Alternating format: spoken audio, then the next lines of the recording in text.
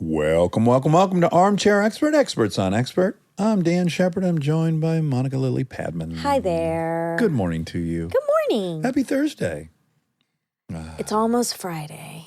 TGIAF. Thank God it's almost Friday. What if I opened up a restaurant next to TGIF called TGIAF? That'd be funny. This conversation's a bit of a bummer. Why? Because it's actually Monday. Well, hold on. Don't ruin the magic. I have to tell people. Jonathan Abrams is here, and he is an award-winning reporter for the New York Times and a best-selling author. He's written for all the newspapers, as we get into. Yeah, very cool. Very accomplished writer. He has a couple of great books already called one, Boys Among Men, another book, All the Pieces Matter, and his new book, The Come Up, An Oral History of the Rise of Hip Hop. We love hip hop over here. And we got a master class on the history of hip hop. Also has to be said. Yeah. Jonathan had on one of the OG original armchair shirts. Oh, we were so flattered. The picture of the Lazy Boy done in the style of an Air Jordan. Yes. And Jonathan had really fly fives on. Were they fives? They were fives. Yes. I hope I'm not embarrassed in the episode. He had a nice collection he was telling us about. He did. And he was the sweetest. Yes, we really loved him. Oh, we love you, Jonathan. Please enjoy Jonathan Abrams. We get support from Quince.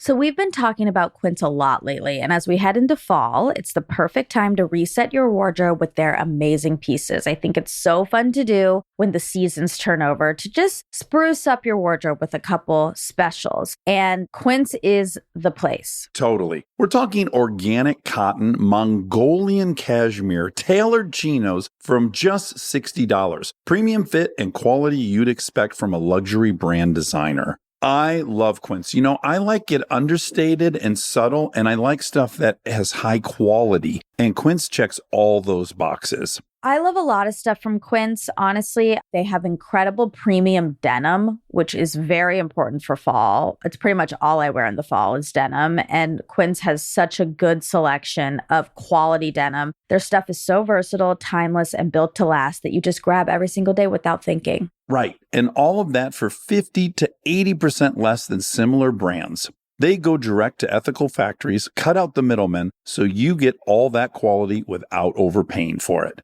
We love that. And they do way more than clothes. They have bedding, cookware, bath essentials, travel must-haves, same deal, and great quality. Upgrade your everyday. Download the Quince app for app-exclusive offers or go to quince.com/dax. Get free shipping on your order and 365-day returns. Now available in Canada and the UK too. That's QUINCE.com/dax. We get support from Apple Gift Card. Back to school is here, and for many, that means some big life transitions. Whether they are heading into a new grade or setting up a dorm for the first time, you want to give them something that actually supports their growth and success. Apple Gift Card is a versatile solution because it takes the guesswork out of gifting. It's not just about a new pair of AirPods for focus. It's about giving them the invaluable chance to choose the digital tools and subscriptions that suit their unique journey. They can use it for productivity apps on the App Store, movie nights on Apple TV, or extra iCloud storage for all those new memories. With Apple Gift Card, it's so empowering to give the students their freedom to allocate their own resources. Celebrate their new academic chapter. Visit applegiftcard.apple.com to celebrate their milestones and gift one today. He's an armchair expert. He's an armchair expert. He's an armchair expert.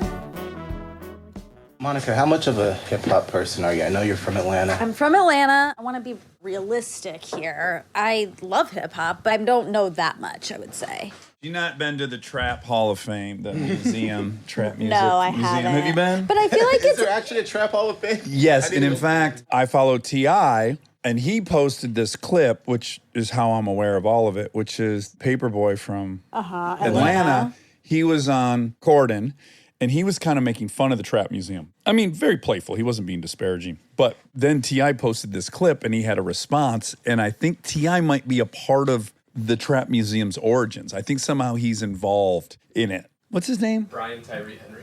Brian Tyree Henry. Brian He's a wonderful actor. Oh my my God, God, he's so a beast. good. He's so good at being English in Bullet Train that I started thinking, oh fuck, is he actually English? And then on Atlanta, he's doing an American accent. And if so, my God, what a good Wow. accent. No, he's American. Okay, so you're from LA. What part of LA did you grow up in? I am from the Inland Empire. I'll claim Los Angeles. Like Corona?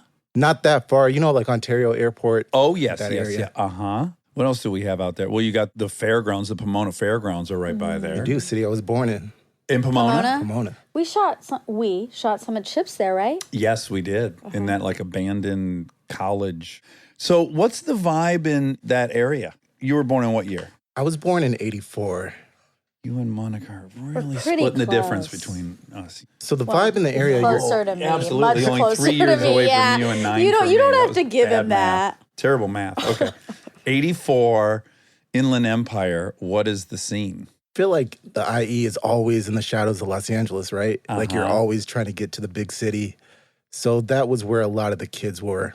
I went to USC, so I'll claim Los Angeles. Yeah, You're allowed. Of I claim course. Atlanta. I was from the suburbs. Yeah, I claim Detroit. And I was from Milford. What happens is you travel. You live in New York now, right? Randomly, I live in Charlotte, Oh, you do, even though you write for the right for the New York Times. Yeah. So I had left the New York Times for a little while, and I came back like a decade later, and that was my first question was, can I still live in Charlotte? Because I do not want to live in New York again. Because of the cost of living, or just a bunch of things didn't add up? For I you? had like a vivid picture of trying to raise a kid in New York, Yeah. and I just said no. Too hard. So you just told me your kids are 4 and 8, did you say, or 5 and 8? 8 and 5, Okay, we have 7 and 9, so I feel like we're in the same world a little bit. fighting the same good fight. Yeah. And have they all been in Charlotte the whole time? The oldest was born out here. I know my mom's not going to listen to this. I saw the dynamic playing out between my wife and my mom, and I said, I got to save my wife. Sure. We That could- fled to the other side of the country. well, especially when you add a little shared bean to the mix. Yeah, my mom is one of those great moms, but can be passive aggressive. And I could see my wife kind of, I don't really like this. Yeah, That was nice of you because I think a lot of husbands would just be like, but she's great and she'll be helpful. And then the Yeah. wife just has to deal with it. Yeah, and then the wife gets a Leaves. trainer, and then all everything unravels. Where's your wife from? She's from Florida. She had an older sister who already lived in Charlotte. Have you guys been to Charlotte a lot? I have been, yes. It's beautiful. It's really nice. It is. And you can get a lot for your money out there. Yeah. Absolutely. Yeah, I used to have to work there occasionally when I worked for General Motors, and I went to like the Coca-Cola 400 that's there and all that kind of stuff. But yeah, there's lakes and stuff. Charlotte's gorgeous. Do you ever fuck off to Asheville? I have not. It's been on my list for a long time. You got to do great. it. It's like my 3rd favorite place in the country. What's that hotel? It's The Biltmore? No, Sorry, that's the Charlie. mansion. What's it called? My favorite hotel. 3 words. Red Roof Inn. No, but I do think in is the last. Rob, go sit by the computer. We'll circle back. We'll I circle forget. back. It's so beautiful. And in fact, I was close this weekend in Bristol, Tennessee, which is also in Virginia, weirdly. The city incorporates both states, but it's 45 minutes from Asheville, and it pained me to be that close. Did you find it? The Omni Grill? No. La Quinta? All right, let me take this into my own It hands. may have been a Marriott residence in. No. Okay, so what is your hip hop awakening? Because you've written a book now, The Come Up, an oral history of the rise of hip hop. When do you get infected by it? So I was one of those kids who, growing up, my mom was like, none of that hoppity hip in our house. She would take one look at a parental advisory sticker and just chuck that CD out. And she threw out one of my Tupac CDs. Tupac was one of the first guys who I grew up, and I was right in that wheelhouse of that age, being really influenced by him. And he was showing me a world that, as a young black kid, I wasn't getting in school that education I felt I needed. He was teaching me about life. Brenda's Got a Baby, and even a song like I Get Around, like all those songs are going into my head back then. So I just missed NWA, and I was like a little bit aware of the Chronic and Doggy Style growing up, but Tupac was the one who was right in my wheelhouse. Now, I'm going to be wrong about all this, but I'm just going to give you my impersonation. So I'm older than you. I'm 75. So I was like at the height of Run DMC, Walk This Way. Was that not the first completely commercial runaway hit? Everyone liked it, Run DMC? Yeah, Run DMC was the first group that really crossed over with Russell Simmons kind of leading that mindset and that headway of crossing the black group over to white America. Maybe it was calculated, maybe it was organic, but the fact that they had sampled Aerosmith to me feels very helpful in bridging that gap. Oh, no, that was completely calculated. It was. Yeah. Their producer, Larry Smith, had that conscious noise that rock and roll and hip hop are both rebellious music and they should go along together. And that was the mindset because they had Rockbox before that and they had a couple other rock songs that kind of went into that same lineage. And it was like, okay, you can't deny us anymore when we put freaking Aerosmith on here. Yes. Again, this from my perspective, I can't wait for you to tell me like how it evolves to this point. But first introductions for me were broadly appealing, radio friendly, let's go dancing kind of hip hop. And then the door was open to all this now other stuff where it was getting way more seemingly autobiographical. We're learning about what life is like, especially like with the South Central stuff, all the NWA and all the artists that came out of there. You could find a niche then. When I was in high school, Ice Cube and Ghetto Boys were number one for me.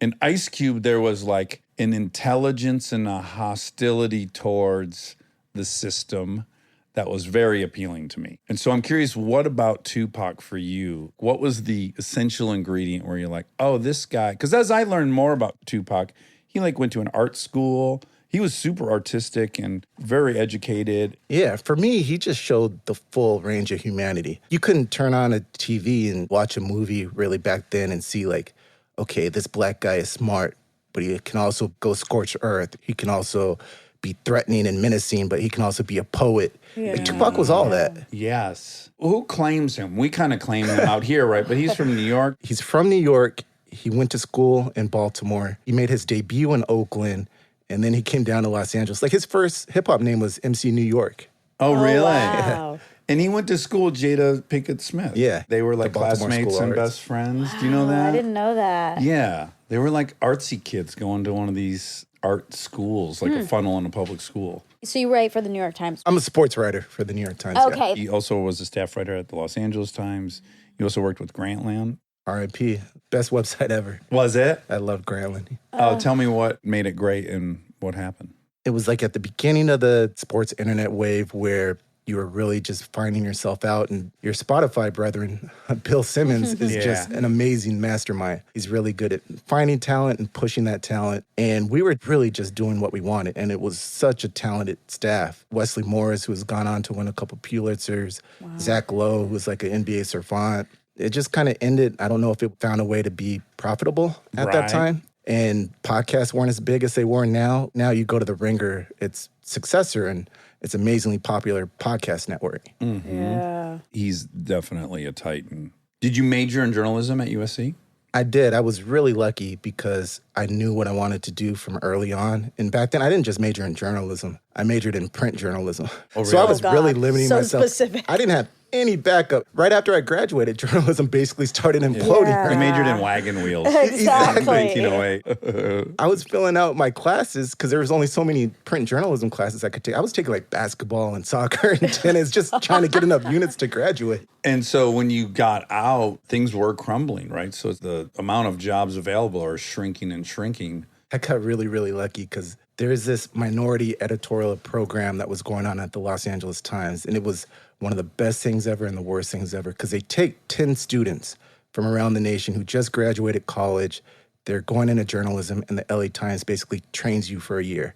You're writing stories, you're in this program, but it's really, really competitive because at the end of that year, these 10 newspapers that at the time they were owned by Tribune, they basically have a draft. Oh, wow. So you could stay at the Los Angeles Times, or you could end up at a little newspaper in Virginia. Oh my God. It was like entering the NFL. It was really, really stressful because you're with these people all the time and they're talented. You want to be friends, but you're also competing with them. Yeah. The funny thing is that my wife was in the program the same year I was. Oh, she was? Oh, that's how you guys That's where you met? met? Yeah. Oh, that's so cute. And who made the cut? I ended up staying in Los Angeles. And my wife, she's from Florida, so she ended up going back to the Orlando Sentinel.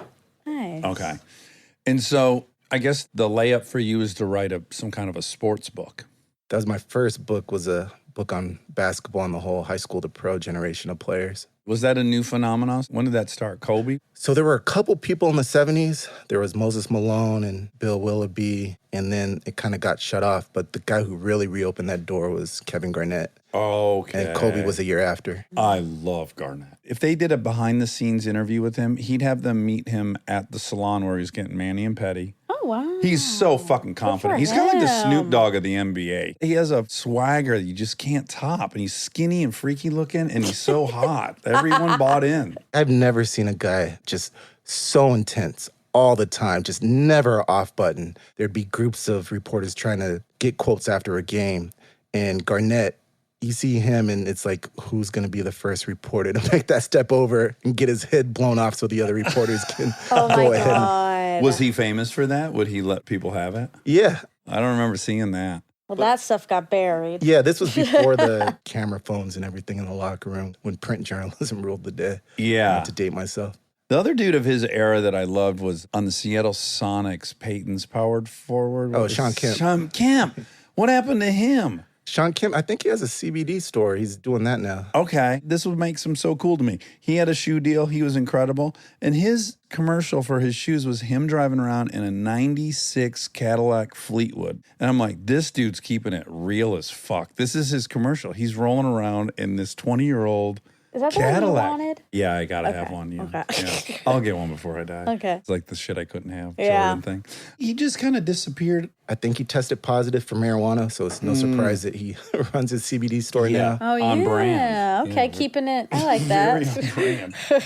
I wish he owned a Cadillac franchise. Oh, I my think that God. would be the most true to him. Okay, so back to hip hop. What reservations do you have when you write a book about hip hop? Because one of the things that fascinates me most about hip hop is how much of it is presentation and story. I can imagine anyone feeling not qualified to get in there and take on that story, if that makes any sense. Yeah, it certainly makes sense, especially for somebody who has a sports journalism background. But I knew that, one, I have a love for this genre and I grew up with it. And I know that at my heart, I'm a reporter. So I'm going to do the research. In doing the research, I probably read about 30, 40 books on hip hop to learn everything I could. And I had journalism friends. I say, oh, I'm going to write an oral history on hip hop. What the fuck? Yeah. You know, you're crazy. And I knew that there were certain tent poles that I would have to hit, and I just go wherever the reporting and the interviews led me. Okay, so what was like the surprise? You start at the beginning, obviously, and I think even to start there, you've got to recognize the history of music that predates hip-hop even. Yeah, what is the beginning? The quote-unquote beginning, because there's a lot of debate and stuff about it, is 1973. This DJ named Kool Herc throws an after-school party for his sister Cindy, and he displays this new DJing technique where he's extending the break beats, the repeated drum samples in the song. And kids are able to dance to that and get down to it. And that creates the music that goes forward. So it's really recycled music from all these records that Herc is finding that really propels this genre. He has 2 turntables, I'm assuming. Is he the first dude at that point? Or no, people were still pairing up when a song would end and when one would start, right? Like that part was well worn. Yeah, they were doing that, but going from one to another and extending the breaks, that was completely new. And then you have these other 2 DJs, Africa Bambaataa and Grandmaster Flash in the Bronx at the same time, who are doing similar but different techniques and also elevating and improving on what Herc had done. And then you also have to think about what's going on at the Bronx, right? It's late 1970s. It's really poor, really desolate. The Bronx is burning. Summer Sam. Yeah. All this stuff is going on. This literally started out of nothing, out of poor kids in the Bronx just trying to figure out something to do to enrich their lives, and it becomes the most widely consumed musical genre ever. Wow. There's an Apple show maybe about music. There's one whole episode on sampling. And what I don't think ever occurred to me is the coolest thing about sampling is you can have nothing. You don't need an instrument. You don't need an instructor to teach you that. You don't need to learn how to read music. You can be an entire band with a handful of albums. How democratizing sampling is. And that's exactly what it is. And it used to be like in the late 80s when sampling was first getting invented, like it was like the Wild Wild West. Like people were taking shit from everywhere and there was no thoughts of copyright infringement or anything, right? Yeah. Because it was still becoming popular. Now that's like a big reason why De La Soul, a lot of their catalog isn't on iTunes because so much other stuff was sampled. Did they not have Steely Dan's I Know I Love You Better for 3 Feet and Rising? They had so much stuff. How did it work? That still always confused me. You can play X amount of a song without having to pay a royalty, or no? I think it's gone through several different permutations to get to this point. I mean, now all the record labels have all these lawyers and stuff to figure that out, where it's just hands off for a lot of stuff because some people just won't clear their stuff. Right. Obviously, Run DMC, they had some arrangement with Aerosmith. Yeah, that was a complete collaboration. Right. And I think that's what people wanted to write off hip-hop early on, is like, they're just playing other people's music. They didn't want to recognize the genius behind combining all these different things into a new thing altogether. Exactly. It was just a fad, is what they were told time after time again. So Grandmaster Flash is the first one I know of. It's like a jungle sometimes. It makes me wonder how I keep from going under. You know that song? I'm Chocolate Thunder. I'm just trying to trigger you. I'm not going to rap a lot during this interview. I feel like there's going to be so much rapping. No. You know that song, right? I don't think so, but I don't know that I would. Yeah. I'm sorry. That's I what love it you, is. but I don't know that I know it based on your rendition. My bad rendition of it, yeah. Broken glass everywhere. Rob, will you play it? Rob, help! It's like a jungle sometimes. Also, it makes me is wonder how I it keep is from going Omni, under. but it's Grove Park Inn. But now they've added Omni to the front, the hotel. Oh, so he was right. Well, Grove Park Inn. Oh. Oh, this will be fun for this episode. We could play some stuff. We'll get. I do know this. And the video's fantastic. Grandmaster Flash is sitting on a stoop. He's in the neighborhood. He's got a huge jam box. It's simple. It's the neighborhood, right? It is, yeah. And the guy who wrote a lot of these lyrics for this song, his name is Edwin Fletcher. He was in the house band for Sugar Hill Gang at the time. He passed away last year, but one of the things that I'm really happy about is that I was able to talk to him for this book before he passed. Really? How cool. What does he think about playing that instrumental of a role in this whole story? He helped do a lot of the music for it as well. He just said, like, he was documenting what he saw and what he grew up on. And at that time, that came out in 1982. And you never think that a song is going to last for that long. But he said hip hop at the time, people were just talking about parties and, you know, it was like a hip hop, they weren't saying anything. Yeah. It's like scat almost. Yeah. He's like, what we're doing, it has to mean something. Ice-T was kind of saying that too. Like when he first was. He's today's episode. Yeah, he came out weirdly, today. This is serendipitous. Today's episode's Ice-T. Oh, man. Yeah. I cannot wait to listen. Well, he had to listen to me rap colors to him. Monica's having a little trigger, some PTSD from when he was. I wrote that our in the guest. description today. Oh, you did? Yeah, so Dax raps. Did you guys talk about 6 in the Morning at all? No. 6 in the Morning was one of the first gangster rap songs that Ice-T did. It came out in 1986.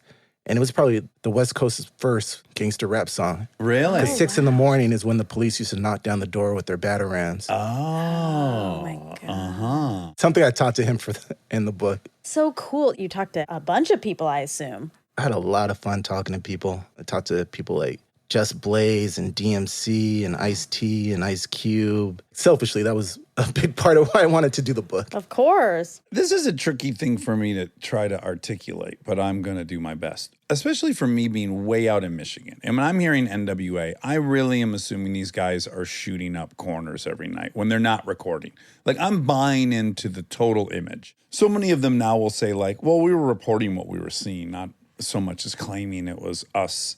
But I guess my deep fascination with everyone that's in, especially that leg of hip hop, like gangster rap, the persona and my deep curiosity who they are behind the persona. On one hand, these are beautiful artistic musicians, and yet some people get painted into a corner of the image of it. I think it's probably a mixture. Like some of those guys, they become legends and they use that legend to play off of and become this artist. Some of those guys, it's probably not dissimilar from being an actor. Totally. And I never want to be disrespectful to anyone. Like Ice Cube. Ice Cube fascinates me. He's so fucking brilliant. And he seems to have always been so aware of the bigger picture. He wasn't Eazy-E. Or you tell me. No, he wasn't Eazy-E. So just to get back to your prior question, for NWA, Eazy-E was that guy who was the real guy who was authentically living out in the streets, where Ice Cube was like a savant with words. He was a 16-year-old penning a lot of NWA lyrics, penning Fuck the Police and other stuff that he grew up on. And then Dr. Dre was a genius with music. So all that stuff coalesced in that one group. Yeah. I was trying to ask Ice-T about it, but I wasn't super successful. I just imagine the weight of having to eventually shed that as like everyone grows and evolves. And I just don't know how you set that down at any point. So let me ask you this, because I'm a reporter and I love asking questions. Yeah, so ask me. Let me some just questions. respond to your question with a question. I know Jay-Z is one of your favorite artists. He's God. Jay-Z has done it, right? I mean, he's like the evolution of hip hop personified and evolving throughout the years. But am I wrong in that he was selling coke in front of the projects? He was. He's a for real hustler. I don't know him, but I know that dude. The confidence in it's not aggressiveness. It's just, I know how capable he is in any interaction. And I know that dude could sell drugs and be fine with it and stay alive. So I think for him, it's kind of easier because he's the real deal. And he's like, I'm a businessman now. He's happy to be a businessman. Like, I think the evolution for him seems a little more organic or maybe almost easier because he legit was that thing. So let's think back to the early 2000s.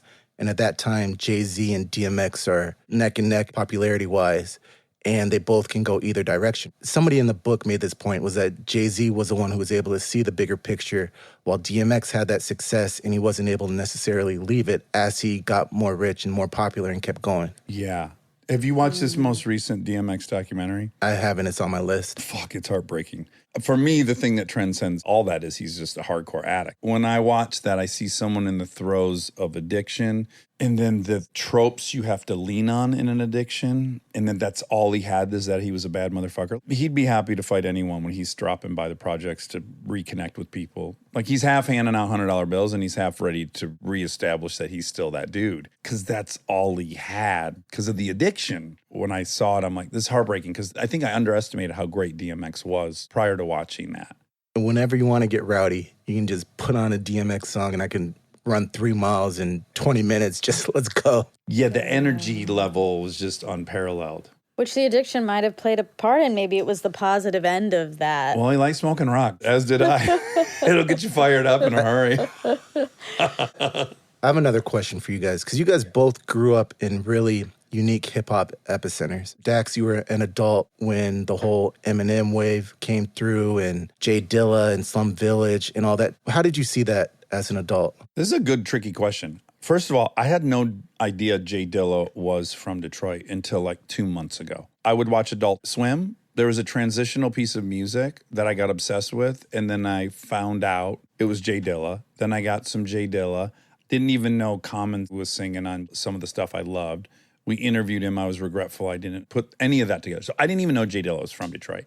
Eminem is a tricky one for me. First of all, he's a genius. Like, I recognize the insane genius of him. It wasn't my music.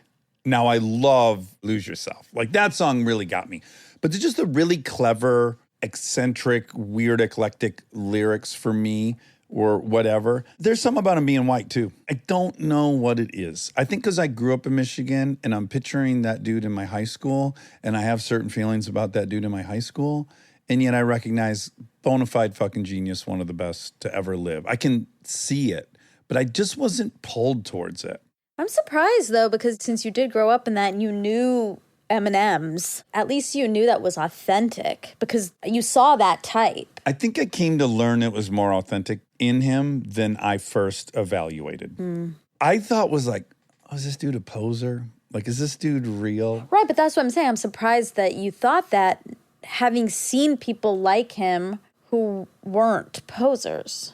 If Neil turned out to be an incredible hip-hop, My brother. your brother, He, I'm sure, wishes he was here. He loves hip-hop. and he's a cute Indian kid from Atlanta.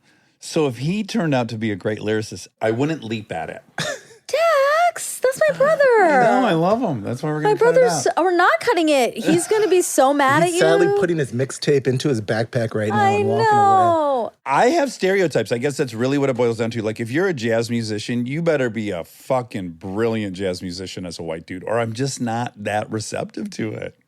There's something I have, I think maybe because I would go in and out of Detroit, and there was a culture I totally was obsessed with, and I knew I couldn't be a part of it. And the only way I could be a part of it was by these jazz albums or this music.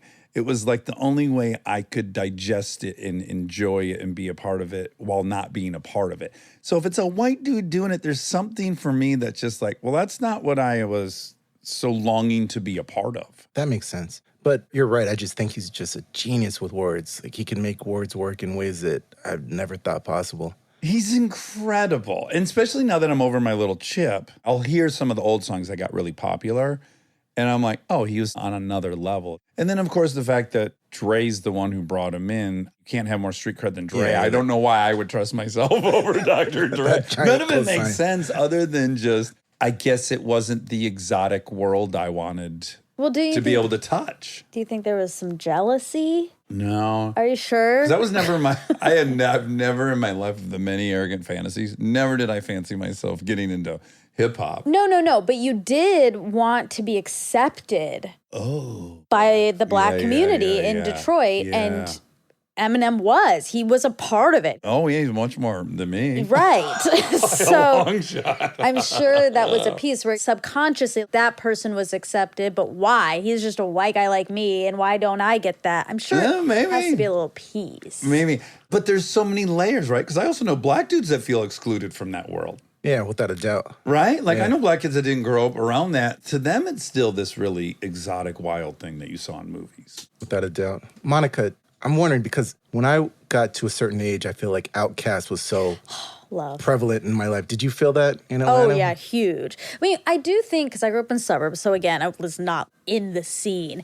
But Atlanta and Metro Atlanta does take like a ton of pride in their hip hop stars. So even Ludacris, like it was like a big deal for us that they were from Atlanta. Yeah, we really took that on. And I love Outkast. Atlanta's like the New York as the mecca of hip hop. Neil, my brother's the next big thing. Keep your eyes out and don't listen to Dax. I'm going to buy his whatever you can buy. He has a hat. Well, no.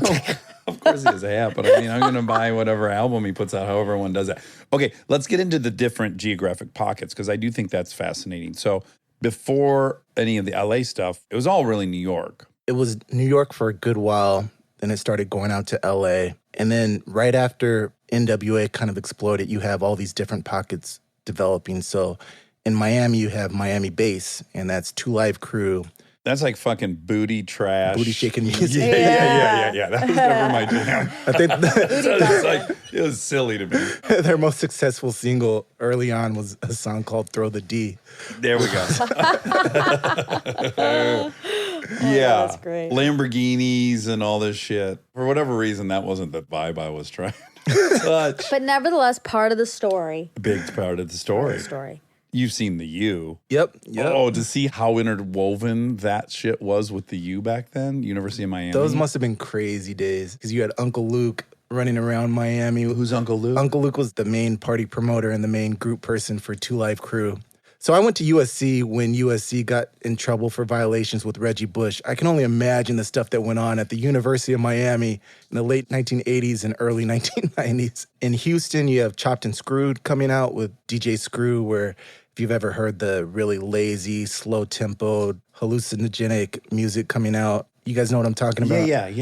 Yeah. I wouldn't have known that was Houston specific. But Yeah, that was really popular. Where were Ghetto Boys from? Dallas or Houston? They were Houston. They were Houston. Yeah. Fifth Ward. Scarface, he's not talked about in the whole echelon of top greatest rappers of all time, top 5, whatever you want to give. He's up there. Yes. Aaron and I lived for Ghetto Boys. I was going to say that's probably the group that we most were obsessed with. Other than Ice Cube was Ghetto Boys. Can I hit you with one lyric, Monica? Sure.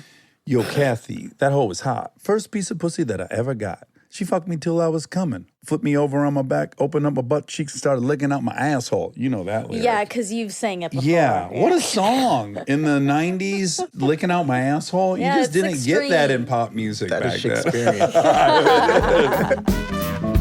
Stay tuned for more Armchair Expert, if you dare. This episode is brought to you by the new Max original comedy series, Stuart Fails to Save the Universe. From the world and creators of The Big Bang Theory comes a new comedy series. Stuart Bloom, comic book store owner and lovable underdog, accidentally breaks a device built by Sheldon and Leonard and kicks off a full-blown multiverse Armageddon. Now, he's on a mission to put reality back together alongside his girlfriend Denise, a geologist named Bert, and physicist Barry Kripke. Along the way, they're running into alternate universe versions of characters you already know and love. Check out the new Max original comedy series, Stuart Fails to Save the Universe, now streaming exclusively on HBO Max with new episodes Thursday at 9 p.m. Eastern. Subscription required. This podcast is brought to you by Squarespace.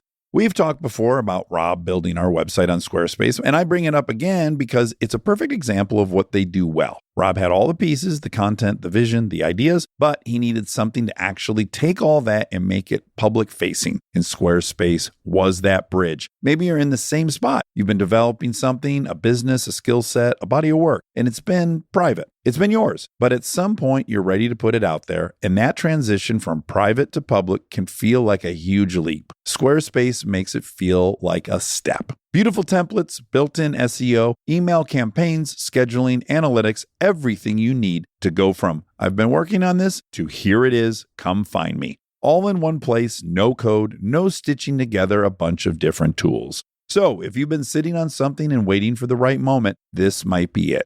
Head to squarespace.com/DAX for a free trial. And when you're ready to launch, use offer code DAX to save 10% off your first purchase of a website or domain.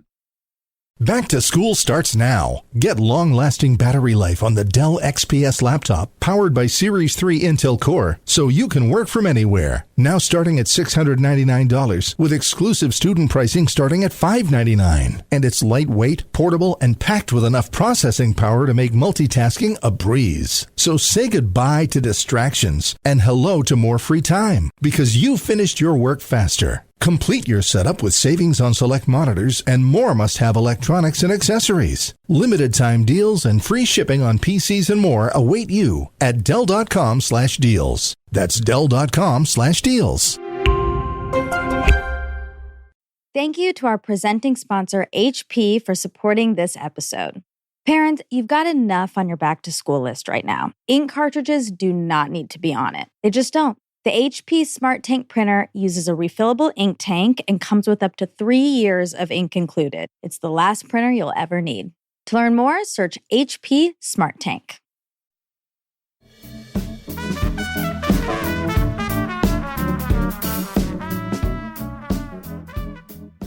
Okay, so Houston's trippy, slower. It's hot down there. That's why. Yeah, you're It's riding around in cars. so You're hot. lazy. Is this stuff random or would it have been predictable for people? No, I don't think there's any way it could have been predictable because a lot of it is just based off of how that area is. So Houston, we joked around about it being slow, but that's why it developed like that. In Los Angeles, the music that Ice-T was doing and NWA was doing, it's also slow. It's not as slow, but it's the music that you can drive around in your car to, on the freeways, on the beach. You can really listen to the lyrics. And that's why somebody like Ice-T really slowed down 6 a.m. You could actually hear the words. Yeah. Then in Miami, you're dancing, you're shaking, you're going crazy. That's why the BPMs are up. And it's Right. that pounding, rolling 808 drum machine. What would you say Atlanta's fingerprint is then? So Atlanta is so amazing because I feel like Atlanta is a place that is like, hey, we're going to take your shit and we're going to do it better. Because they've done that over and over again. Crunk, the stuff that Lil Jon did, Oh, yeah. that stuff was born in Memphis. Lil Jon took it in Atlanta. Trap was born basically in Memphis. Atlanta is going to do it better. And Killer Mike, I talked to him for this book. He said that the thing that's different in Atlanta is that they're not afraid to kill the trend that others still see coming up for a new one, and everybody elevates that. So they keep killing what's new and making the next new thing. Oh, interesting. So getting back to Outkast, the 95 Source Awards are this big tentpole event in rap music history where you have the whole East Coast, West Coast thing going on, and Suge Knight gets on stage and it's like any producers who don't Want to dance in the yeah, videos? that direct shot at Puff Daddy. Do you know that whole moment? Yeah, but I actually wanted you to go into this because I do know this is a huge moment. This Yeah. is what sets off a bunch of deaths. Right. So tell us about everything that happened then. One of the big things beyond the bunch of deaths that happens that night is that Outkast wins Best New Rap Group. And this is the Mecca. They're in New York. Yeah. This is really one of the first times that all the East and West Coast are in the same room. Nobody's thinking or giving a crap about Atlanta. And this little group wins this award, and people are like, what the fuck? They start booing Outkast, and Andre 3000 is standing there. And basically he goes, the South got something to say. Oh. He didn't just say Atlanta has something to say. It becomes a rallying cry for Miami, for New Orleans, for Memphis, for all these other different areas to basically unite. So in the years after that, you see Cash Money come through in New Orleans, and you see all these crews coming through in Memphis, and you just see the whole South start rallying and supporting each other, and the South started buying albums in numbers, and they basically just take over hip-hop after that. Okay, so the East Coast, West Coast wars. Can you deep dive into that? Yeah, so at that time at the 95 Source Awards, you have Tupac in jail, and he's sequestered. He's trying to figure out what he's going to do, where he's going to go next. So when Suge Knight gets on stage, that's basically a call to Tupac. Sign with Death Row. Death Row is going to protect you. That's what that was about? Yeah. Oh, wow. Yeah, that was basically a direct message to Tupac. Right then, there's also a bunch of behind-the-scenes stuff going on where I think it was Suge Knight's close friend got killed by one of Puff Daddy's bodyguards in Atlanta at a party. And that was another behind-the-scenes things that really set in motion all that East Coast, West Coast stuff. All that was bubbling. And at that same time, Suge Knight had basically run up in New York and was literally taking people's artists away from them while he was in New York during that time. Okay. And at that moment in time, Puffy's the biggest producer on the East and Suge's the biggest on the West Coast. Exactly. So it kind of became a personal thing between those two. Oh, without a doubt. Hence if you don't want your producer dancing in your music video, because Puffy was dancing in what, Biggie's? That was all the shiny outfits dancing in the middle of the videos. Right. What's your opinion on it? I'm all for it. That was a hell of an air. Okay. I know, I don't like, what's the problem with that? Here we go. I'm getting in more trouble. Uh-oh. Didn't love Puffy. Loved Biggie. But I was like, this guy Puffy's a used car salesman. Like, I know this dude. You think you know? I know. You're like, I know. You've said that a couple times. Yeah. Well, I think I know everyone, right? I think I know, like, this personality type. I was just a little bit like, no, this guy, he's a producer, I guess. That's what he is. He is. And I think the genius of him is that he's not just a producer, but he knows how to produce events, especially at that time. He saw Biggie and what Biggie could be, and he really shaped and molded him. Because Biggie was a guy who just wanted to do these hardcore raps for his 20 friends in Brooklyn, right? Right. But Puffy was the one who was like, you got to do stuff for ladies too. You got to do One More Chance and let me dress you up and do this song that's not going to just be for your buddies in Brooklyn. And ladies, they're the ones who actually go out and buy the albums, especially back then. And that was a genius in Puffy. Well, I want to add one element to New York. So the thing I liked about New York is in high school, Jazzmatazz and Guru was my favorite. So I loved that the New York scene was incorporating jazz samples into their stuff. No one else really was. Not as much in that time. The big group who came out and did that first was Tribe Called Quest. Yes. And they were amazing with it. There was something about that movement within the New York scene that I most liked. But then I started partying and fucking Chronic worked. You know, all the West Coast stuff finds its place in your life. Yeah, and that was really when West Coast started taking it over and New York had to kind of answer. And that answer came with Biggie, and it came with Nas, and it came with your guy Jay-Z. Yeah, wow. You know what's funny, though, about Puffy is he seems so commercial in a way that was very accessible to us. We were booty bumping to Shake Your Tail Feather and stuff. We loved him. It's crazy to me to think that he was involved in like murders and things because he just seems so commercial. I mean, obviously that's something that has evolved for him. I mean, he's like the Making the Band guy. I didn't know for a long time that there was this whole very dark piece. There certainly was. One person who I talked to for this book, he put it like this, that what Puffy and Jay-Z were able to do, they figured out that it wasn't necessarily monetizing hip-hop to figure out how to really elevate yourself. It was monetizing hip-hop culture. So the money wasn't necessarily going to come from these albums, but it's coming from all these other business ventures that Jay-Z is doing and that, do we call him Diddy now? I don't know what his current name is. Yeah. I think we should talk about what are the artists' thoughts on making music that really they're getting rich off the white kids? And the white kids in the society they're in is fucking racist. And this weird relationship, I'm sure, with going to their own shows and seeing these people, I think that's a really complex thing. That weird relationship between like, this is what's keeping it all coming in, and yet this is complicated. Yeah, so it's like that whole dynamic of Kendrick Lamar being at a concert, inviting a white girl to come up and sing his lyrics, and she starts saying the N-word, right? Oh, I don't know about this. Yeah, When did that happen? A couple years ago, Kendrick ended up kicking her off stage. Yeah, what do we God, do I mean, there?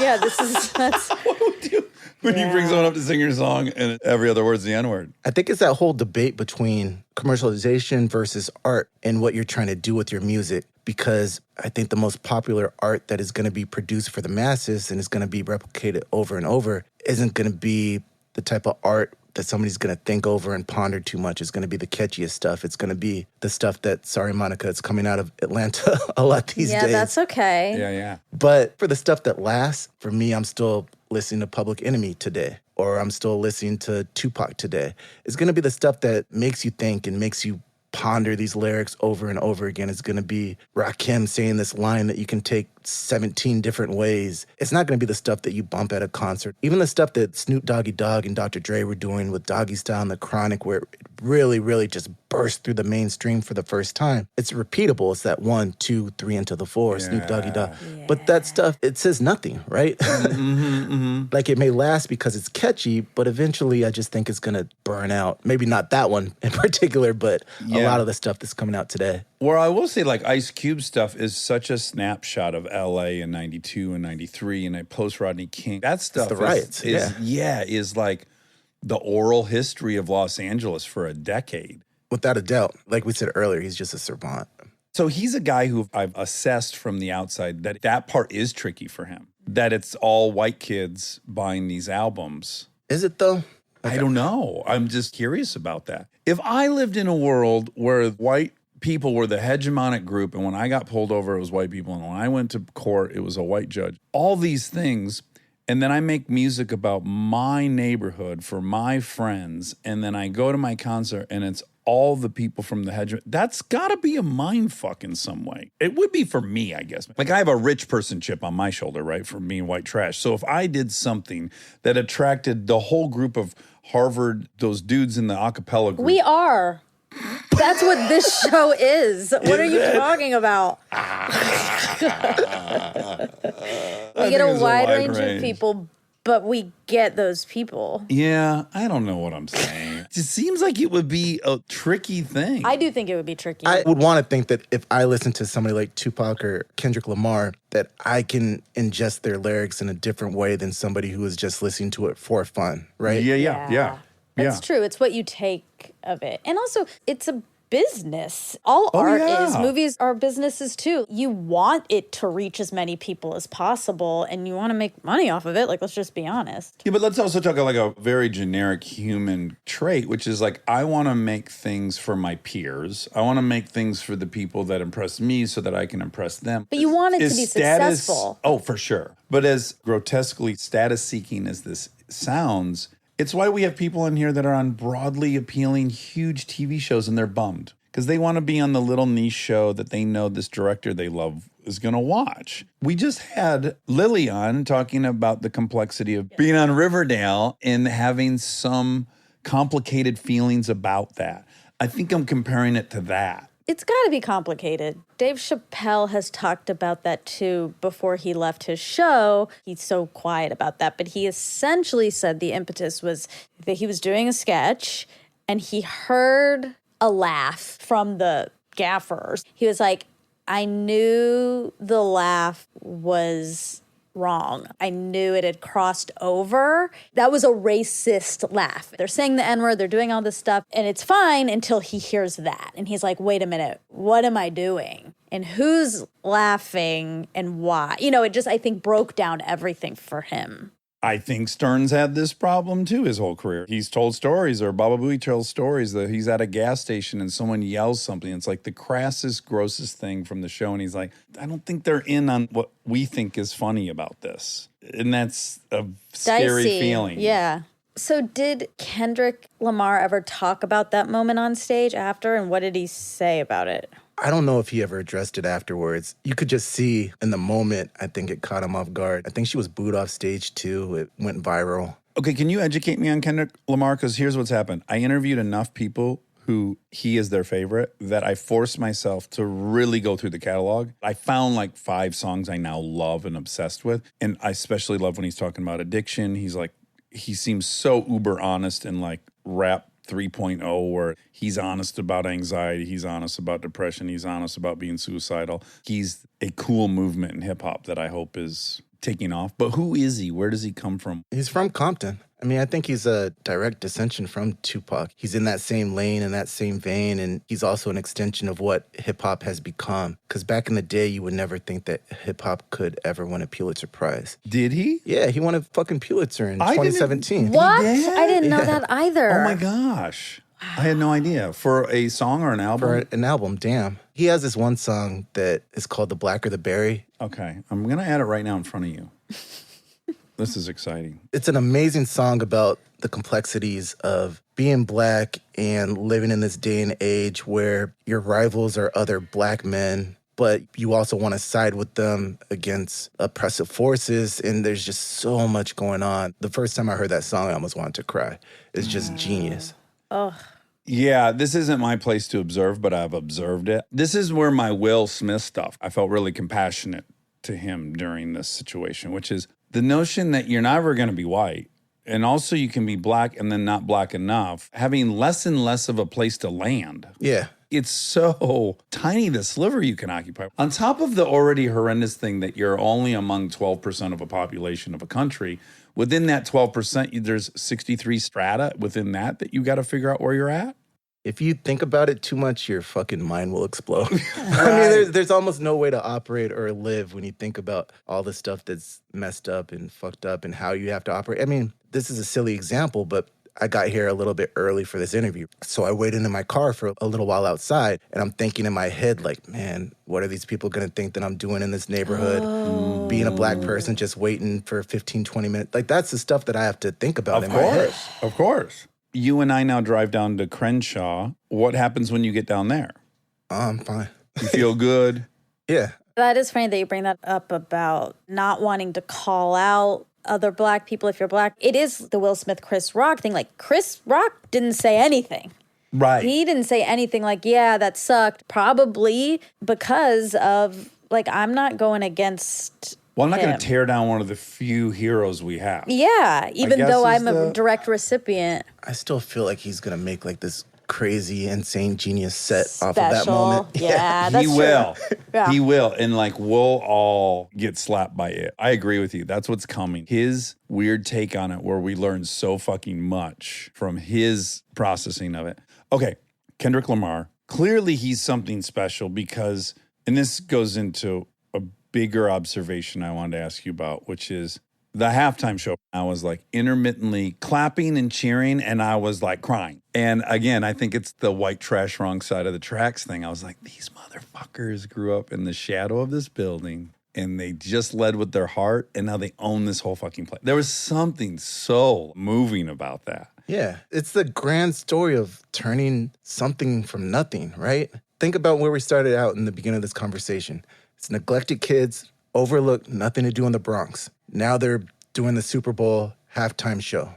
Yes, the biggest show in the world, and they completely own it, and it's And 10 it's the times best better one. than anyone that came before it. Yeah. And it says, we're an institution. That, to me, signaled the permanence of hip-hop. Was that a huge moment in the story? In the book, no, because the book was turned in before that. Yeah. But I wanted to end with actually Kendrick's Pulitzer is basically where the book ended, because that to me showed this amazing growth. And now you have him being on the same standard as all these other people. But the point I made was that just as easily Public Enemy could have won it 30 years ago. Right. Well, that's what I think. When I watched, I know you've heard me talk about it because you already knew I love Jay-Z, but when I watched that documentary on him, and I watched him sit there and listen to Kanye's beats. Here's my 10 beats. And he's like, I'll take 6, I'll take 8, I'll take 9. And he sits there, and then goes, I'm ready, and walks in there and does that. There is no difference between that and then when Picasso used to make those drawings in 30 seconds after 40 years of doing it. That old parable of him sketched a picture of a girl next to him on a napkin. She said, how much? He said, 50,000. Oh my Well, God. that only took you 5 seconds. And he goes, yeah, but it took me 40 years to learn to do this in 5 seconds. Seeing Jay-Z do that, I'm like, of legendary thinkers that lived on planet Earth, this dude is one of them. And he's alive right now, and he's doing his thing in front of everyone. And a lot of people are missing it. Some of my favorite stories from the book are people working with Jay-Z where he's just in that mind frame of just throwing a tennis ball up against a wall and thinking about 3 different songs at the same time, but it's not just 3 different songs, it's 3 different ways to say them and walking from one booth to the next, knocking them all out. My favorite Jay-Z story. So like 10 years ago, I was at the Basketball Hall of Fame and it was the end of a long night. And I finally got back to my hotel room and I was really pissed off because I had left my hotel key in the room. Well, all I wanted to do was collapse and go to sleep. So I trudge all the way back down to the elevator. There's basically one big hotel in Springfield where everybody stays at for the Basketball Hall of Fame. So LeBron and a couple other people are in the elevator going down. And that's cool, right? Absolutely. How tiny did you feel? Very. Yeah. I say what's up to them. You know, that's cool on its own. I go back down. I get my hotel key. I go back to the elevator. Going back up, Adam Silver is on the elevator. I'm embarrassed. I don't know who that is. Now he's the NBA commissioner. Oh, okay. Okay. Before, at that time, he was the deputy commissioner. But we built up a little bit of a relationship over time. And at that time, the big thing for the NBA was that they had spent years and years getting this arena in Brooklyn finally up. And it's about to open, and Jay-Z is about to open it with a set of concerts. He's a great guy, but he's very squarish, you know, very smart, bookish white guy. Yeah. Went to Duke. And I go, Adam, are you going to go rock out at that Jay-Z concert next week? I was just joking. He's like, yeah, you want to go? Oh my God. And in my head, I'm like, holy crap. He's probably not serious, but yeah, okay. The very next day, his secretary emails inviting me and my wife to set with him in some other NBA suits, watching Jay-Z open up Barclays Center. So it's my like Jay-Z at home for the first time. This arena, he owns part of the team. It's around the corner from where he grew up on. This concert means so much to him. It's an amazing concert. We're sitting in a suite. And the funniest thing is that me and my wife really wanted to rock out, right? Like it's Jay-Z open, but we're with these people in like suits and ties. So Nerds. we basically just nodded our heads for the whole time. We kept it all in, but it was really amazing to me, like how serendipitous it was, because it literally just happened because I left my hotel key. That's Sim. LeBron on the so way sad. down and free Jay-Z tickets on the way out. Yeah, that's pretty a good. good. You should have just ridden that fucking elevator over and over and over again. See, you'd have been a billionaire by the end of the day if you took 12 trips. Seriously. But Jay-Z, so that documentary blew my mind. And then also I was watching the Kanye documentary. Did you watch that? How many episodes are there? There's maybe 3, 4. I think I watched the first 2. What are your thoughts on that? I thought it was good. I love anything that can crystallize somebody at a moment of time. And that's what those first 2 episodes did. First, I had just a ton of compassion for him. This guy worked at this. That's all he did. That's all he thought about. You couldn't catch him off the clock trying to break into this thing. And clearly a musical fucking savant, right? I mean, some of the most memorable tracks are his. He's so gifted. Also, he clearly has a lot going on, even at that early age. It's not like fame or wealth or any of this stuff unhinged him. It was almost like he has been battling this thing. He's always been this way. And it's almost more of a miracle he could get through all of that to get where he got. Does that compassion still stand knowing who he is now? Yeah, I have a ton of compassion for him. I think, he has a very severe mental illness. I know several people that are bipolar. He seems to have a very, very strong case of bipolar, and he's honest about being bipolar. My thing with him when he would act up in public and do crazy shit, my old excuse for him was this, that certain artists, look at all of them. What makes them great artists is they see something we don't see. They hear something we can't hear, and then they give it to us. And so they are innately on a different wavelength than us. And that's uncomfortable. It's great when they're creating music, but when they're sitting with you in a living room, they're on another wavelength. And I think historically, the way artists have dealt with that is just by being addicts. Look at Coltrane, look at Miles Davis, look at all these brilliant fucking jazz musicians. Every one of them was a hardcore addict. I think being that much of a visionary makes the rest of your life when you're not doing that thing really challenging. And I think most people have just treated it with drugs. And to me, Kanye was just a guy who was not treating it with drugs. He's not an addict. I'm watching that doc for all the clues. He's not partying. Like, he's at those parties, but he's not an addict. So he doesn't have a medicine. That was my explanation, at least going into it. And I think, too, when you're singularly focused and chasing this goal and doing it and it consumes you, you haven't thought about what happens in life once you reach it. Yes. It's one of the best cautionary tales of don't get to the top of the mountain. Because I actually think, yes, his focus on that goal was so strong that it overpowered all the other stuff. And I think without that, he's gotten himself into way more trouble. That makes a lot of sense. You can have compassion and still acknowledge he's done horrible stuff to people. He's caused harm. Both things can be true. So I don't know what's happening currently. Someone was at my house saying, are you following Kanye on Instagram? And I don't follow Kanye on Instagram. And he said, oh, well, he's been posting like every 20 seconds and he's saying stuff about Kim having diarrhea and all this. I just can't enjoy it. So I didn't even really want to hear what he was doing. I think it's weird that we'd all observe as entertainment his current ramp up, whatever state of mind he's in. Has he done some really horrendous No, but stuff? like there's a person on the other end of that, Kim. I mean, they have a family. That's a whole thing. And he's done, you know, The Taylor Swift thing was rough. Lots Yeah. of things. I mean, Yeah. lots of thing after thing after thing after thing. He has a really bad mental disease. Yeah. And you can have compassion for that. And also, it's not okay to behave like that. And I don't think anyone thinks it is, though. I don't know. It is really hard to reconcile where he is now and that person who did College Dropout. I'll be late for that. That's one of my favorite songs of all time. I got to check out who he sampled on that because the music on I'll Be Late for That. Oh, so good. Da-na-na. Oh. But anyways, Jay-Z, he has every element of it. Have you heard Jay-Z on the latest DJ Khaled song where he goes for like 4 or 5 minutes? No. It's just so impressive. Really? It only came out a couple weeks ago. But just I love the imagery of somebody who can just paint pictures in 4 minutes of that. Brush the snow off my cold Timbs. Lines like that. There's songs of his I've loved, and I'm totally missing the references. Like, I know the lyrics, but then I'll be watching Godfather 2, and I'm like, oh my God, that's a Godfather 2 reference. Too much flossing, too much Sam Rothstein, or Casino. Should have stayed in food and beverage. These are like deep fucking references that after I've already loved the song for years, I figure out what the fuck he's talking about. He has a lot from Goodfellas, too. Yeah. What are the top 3 stories you got from interviewing people about anyone? That's a good question. Or top 2? So for me, rather than the stories, I think the interviews really stuck out in my head. I remember talking to Kool Moe Dee, and Kool Moe Dee is somebody who was there at the beginning of hip-hop, but he's had a career that's really expanded throughout generations. And number one, trying to get artists to talk for a book that's going to come out in 4 or 5 years. That didn't have the best success rate, right? Right. And rappers don't exactly keep 9 to 5 hours. Yeah. So whenever I got a big interview, like I was so happy for days. And Kool Moe Dee was really expansive and illuminative and knew his place in hip-hop, had really contemplated hip-hop's place in this country. He didn't boycott the 1988 Grammys when the rest of hip-hop did. People like Will Smith and Public Enemy and other groups did because they weren't going to show it on TV.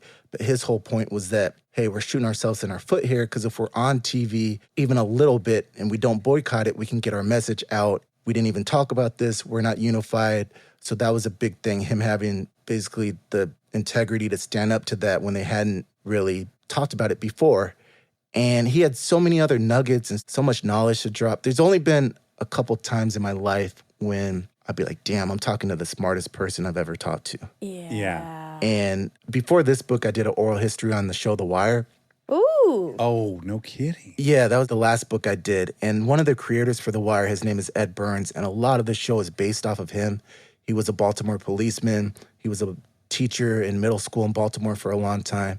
And he's now basically just this curmudgeon-y guy. He hates television. He hates writing scripts and dealing with executives. But he's pondered basically everything in life. He has answers for everything, but basically nobody will listen to him. So he's really dismayed about the world.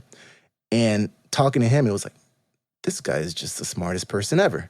And I got that same vibe from when I talked to Kool Moe Dee. So we get this occasionally. We've talked about this. It's happened like a handful of times in 5 years where it's like you're talking to someone and all of a sudden it occurs to you, oh, they know the whole picture. It's a biologist, but yet he knows economy, he knows evolution, he knows all these things, or she, and they have the whole picture in their mind. When you recognize it in somebody, it's pretty awe-inspiring. It is. I've spent my whole life doing interviews. And in my head, when I'm talking to somebody and I hear, this is a quote I needed for this story, it's almost like a ding, ding, ding. Yeah. Goes off in my head. And it was just like that throughout the whole interview, where you just leave the interview just feeling lifted, like you're looking at life at a whole different perspective. And conversations can sometimes do that. Yeah. Definitely. That's so cool. To me, the halftime show was really, really seminal. Obviously, that Pulitzer, which I didn't even know about, of course, like how legitimized can you get? That's it. Unless they give someone a Nobel at some point. That's like a quote in the book, is that that's next. Yeah. It speaks to the evolution of the country, too, that happened. Where, like you said, it could have happened before, but the rest of the country was not ready for it. There's one person to me that embolizes that entire history of hip hop, and that's Snoop Dogg. Like, what's your take on Snoop Dogg? So my kids go to school down the street at a public school, and I was looking at their homework when they came home. It was a printout. It was an outline of Snoop's face. And the section that they were working on that week was the history of hip hop. And they had, yes. That's and so they were, cool. Yeah. And like the printout was Snoop. Wow. And I was like, oh man, that's where we're at. My little girls are learning the importance of Snoop Dogg, as they should. As like That's you nuts. learn about beat poets, or you learn about any literature tradition we've created in this country. Like, it's happening. I mean, granted, they're in LA in a progressive charter school, but still. We talk about Jay-Z being the evolution of hip-hop and what it can do, but you have to throw Snoop right in there, right? Yes. Like, this was a guy who in the early 1990s was facing charges for murder, and now he's best friends with Martha Stewart. I look at him and I'm just in awe of an example of a human being that was always truthful to themselves. And everyone caught up with it. It's like he never really bended. He's all the things. He's got more street cred than any of them. He was tried for murder. He was in a gang. He's seen every gnarly side of every situation. And he loves kids and he coaches football and he's on a singing contest where he's lovable and likable and he's friends with Martha Stewart. And yet he has an Instagram that's still super authentic. Like he posts shit I can't post. I'd be gone if I posted what Snoop Dogg does. He's just this incredible example of someone who was always themselves. He allowed himself to be playful and fun and carefree, and he didn't worry if people were like, why are you hanging with Martha Stewart? There's something about him that I think the whole thing could be distilled down into just one person. There is. And back in the mid-90s, when he was in that whole death row, East Coast, West Coast thing, he actually left Los Angeles for a little while and went to New Orleans, and he was with No Limit. So people really forget about where he was at one point of his life to now become almost like an American sweetheart type of person. He's like Mr. Rogers. He's like hip-hop Mr. Rogers. After listening to you guys for so much, I have another question, okay? And I have theories on this. How do you think you guys would have been as journalists? And do you think that's a job that you guys would have ever tried to go for when you were younger? Dax. Monica, please. Yeah, I think I would have loved that because I do love talking to people. But I think where I would have maybe some trouble is being totally objective in my reporting. I am obsessed with justice. I have all these personal things that I have going on in my head where I'm like, that's wrong, or I'm the sheriff. And so I don't know that I could truthfully observe. Although I feel like I've gotten much better over the course of this show, seeing all angles. What do you think? I have almost the same answer, which is I would have loved to have been one. I also was a writer from a young age, so I knew I wanted to write. So it was in my, if any one of these 5 things panned out, I'll be a happy person. Journalism was in there. But like you, I think I'd have been a terrible journalist because I'm too fucking opinionated. I'd be a bad scientist. I'd be wanting to get the story out of someone that I already kind of thought I was going to get out of them. How do you check yourself against that? Just minimally, if you're interested in something, there's a reason you're interested. You have an opinion about it. You're not going to do a book on Tupperware. You probably have no opinion on it other than Don't it seems assume to that. I'm guessing. Tupperware is fascinating. It is. I think sports is a little bit different. And especially in school, they really knocked that out of you. You got to be objective. You got to be objective. I grew up the biggest Lakers fan and the biggest Dodgers fan. And I can remember the 2010 finals. It was Boston against the Lakers. Garnett had gone there? Garnett was there. Yeah. It was Kobe. It went to Game 7. And I was at Game 7 of that series. And I was literally thinking, I don't care who wins. I just want the game to end quickly so I can file my story. Oh, wow. They really stomped that out of you. I feel like it's come You back weren't a little rooting bit. for the Lakers in that moment. No. And I feel like it's come back a little bit in recent years. I don't really cover baseball, so I can watch the Dodgers for fun now again. But they really stamped that out of you in journalism school. Oh, wow. My theory is that Monica would have been a great journalist. Dax, I don't feel like you could have gotten over it. But Thank you. you guys asked really, really good questions. That's nice. That's the thing that I've been really, really impressed. The Monica Lewinsky interview that you guys did, you go into an interview and you know that you need to ask somebody certain questions, and there's a fine line to walk between being really careful and respectful about it. And you guys over and over again, because I'm actually like a legitimate fan of your podcast. It's so flattering. This is like me being on flattering. like Serial, right? You don't imagine going on your favorite podcast. But you guys are able to walk that line really, really good. And you could hear in her voice. She sat down and she was immediately comfortable. That's so flattering and nice. So this is my Achilles. It's the sword. So I think what helps in those is that I'm happy to tell you about me and my struggles and my failings and my embarrassments. So I think that's what makes people generally feel safe. But then in doing so, I talk about myself so much and it's nauseating. I want with everything I have in my being to make you feel comfortable and relate to you. And so that wouldn't make for a good journalist. I would probably, though, also have a hard time doing a piece that was critical and should be critical. You hear how I'm talking about Kanye. He probably deserves some good article that tells you the truth about it, right? But I would have a hard time, I don't want to say skewering somebody, but some people need to get skewered, and that's the job of the press as well. That would be the part I would have a hard time with. How have you handled those? Do you feel ethically like it's hard? Has it broken your heart to gain someone's trust and then have to ultimately write something that's pretty negative? There are different types of journalism. There's stuff that I do, which is news stories and feature stories and not having my opinion into something. And then columnists, it's opinion-filled pieces, basically. So what I do is different from that. I feel like if I'm going to write a hard story, as long as it's the truth and as long as I'm putting forward facts and I'm not messing up anybody's quotes, I can live with myself. If it's a tough story, you can always go back to, were you truthful? Were you honest? Did you mislead anybody? Yeah. You're almost like a lawyer in that way. Oh, if I wasn't taking swimming classes and tennis at USC, I think there's so many failed journalists who are lawyers and failed lawyers who are journalists. It's almost interchangeable. Okay, the come up, an oral history of the rise of hip hop. 2 questions. Don't you think that this thing at my daughter's school should not be an anomaly, that it should be in the exact same echelon as we're studying Hemingway as one of our great writers? Eventually, hip-hop is still so young. It's about to celebrate its 50-year anniversary, where you look at these compositions that Beethoven, how many hundreds of years old is that? I want it to be well-studied, and I think it eventually will. It just may need some more time to really round itself out because hip-hop is still evolving. Yeah. It's something that's always young and always evolving, and the youngest generation is always going to be steering that ship. Yeah. But this book could find its way quite easily into a college curriculum. Yes, several. Yeah. Let's get them out for real, there. I'm sure. This is going to be taught. I think that's wild. Chuck Klosterman, he's a great author. He used to be at Grantland, and he told me that the way to find your next book is to go inside a bookstore, spend time there looking at titles, think of the book that you want to see that's not there, and then that's your next book. I like that. Really great advice. Yeah. Well, I think someone with your background and your skill writing a book like this literally perpetuates it further into that zone.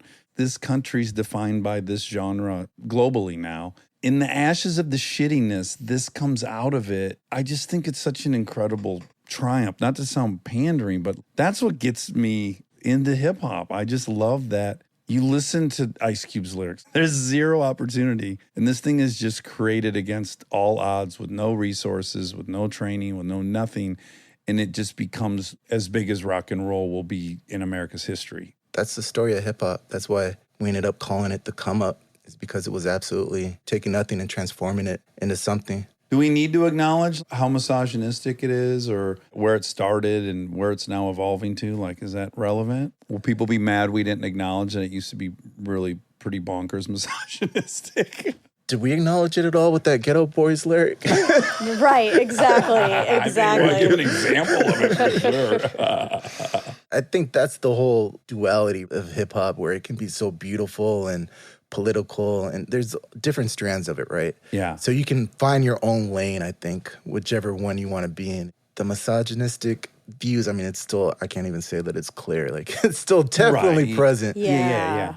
It's a reflection of society, too. Society has evolved in these ways, so it's going to feel like there's less because we're talking about it more. You're starting with a group of people, men, who have been systematically emasculated specifically. yeah. And in the wake of deep emasculation, I think you see people being tough physically. I think you see displays of wealth that help you feel less emasculated. I think women bear the brunt of that, that's a declaration of masculinity at times. I think to say it's not the result of this very historic, systematic emasculation of a whole group of people would not be truthful. If you just wanted to write it off as misogynistic, I think that you're willfully ignoring what would have caused anyone to try to be ultra masculine.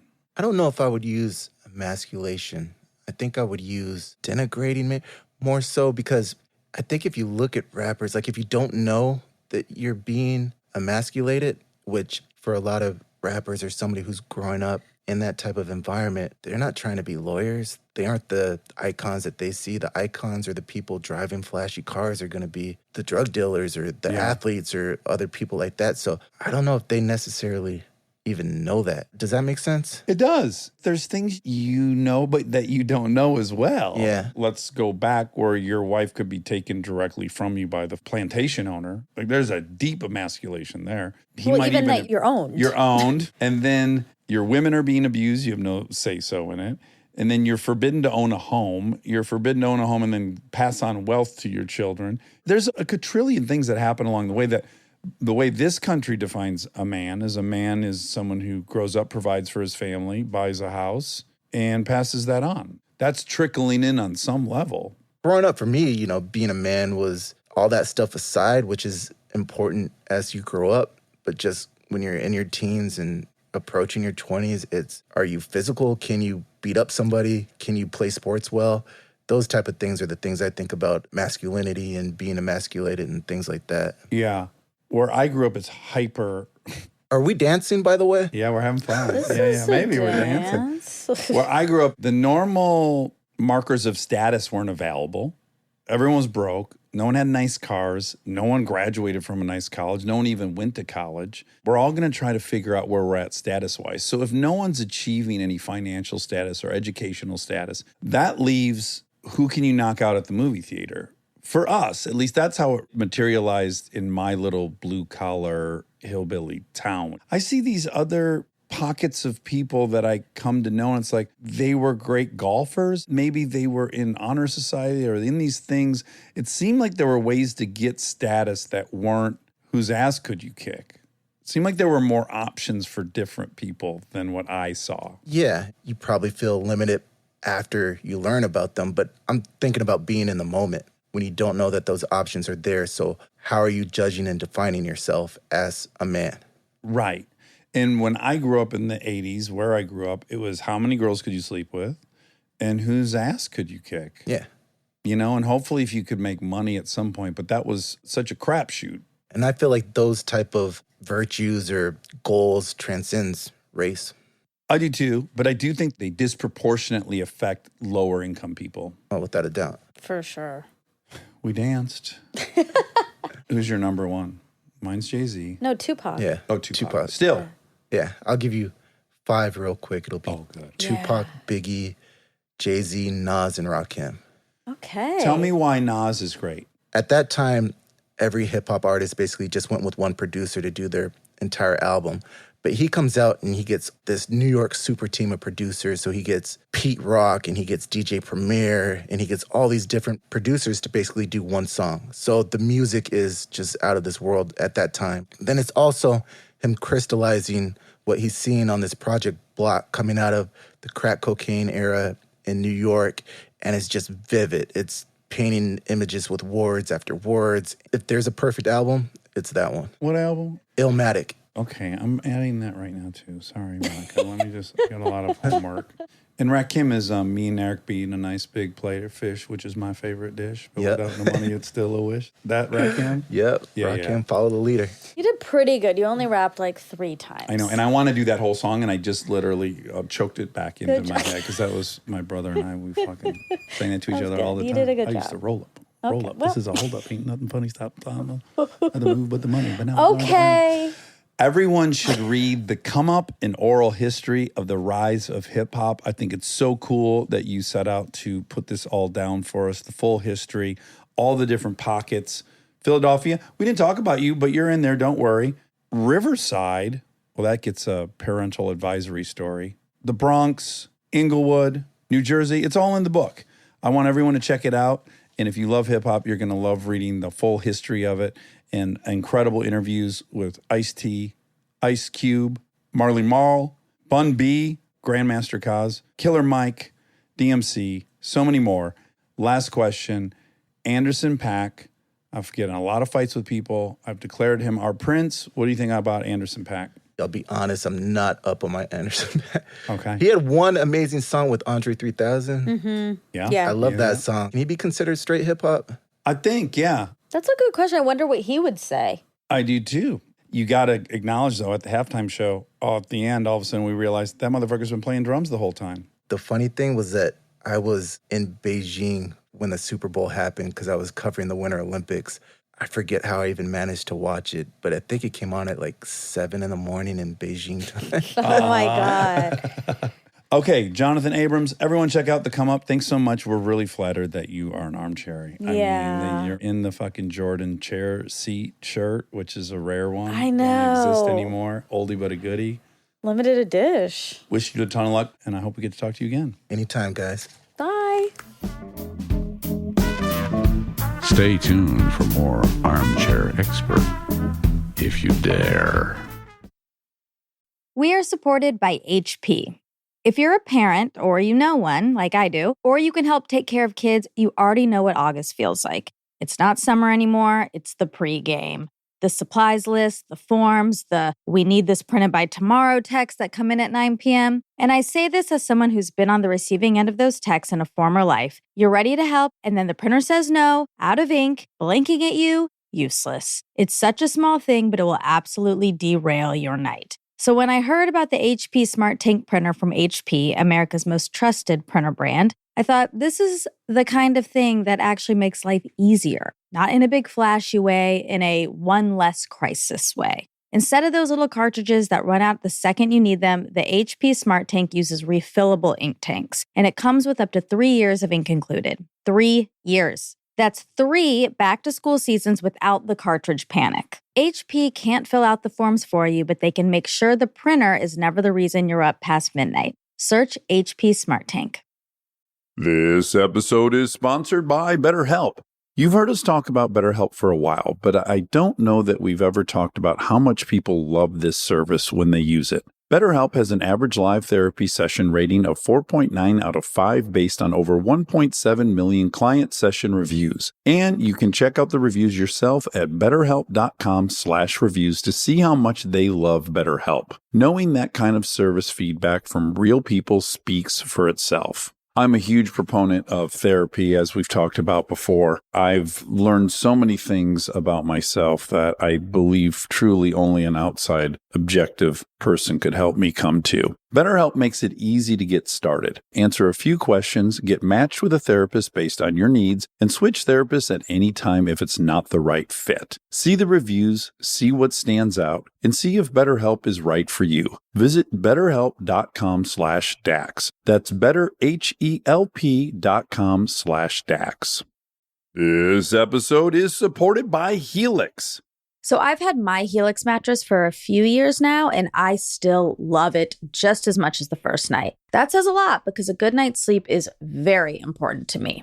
Sleep is everything. And what's great about Helix is that it's not a guessing game with finding the right mattress because they have over 20 models, so you can find the one that actually fits how you sleep. And with that summer heat upon us, Helix has cooling upgrades that can get you the best rest even on hot nights. I have a Helix Midnight Luxe mattress. I really like the level of firmness it has, but that might not be right for you. They have so many options, and you just go take the quiz, and it is perfectly matched for your needs, which is incredible. I also highly, highly recommend the cooling upgrade, especially in the summer. It makes your sleep so much better. If you're still tossing and turning on a mattress that's not working for you, just trust us on this one. Go to helixsleep.com/armchair for 20% off site-wide. That's helixsleep.com/armchair for 20% off site-wide. helixsleep.com/armchair.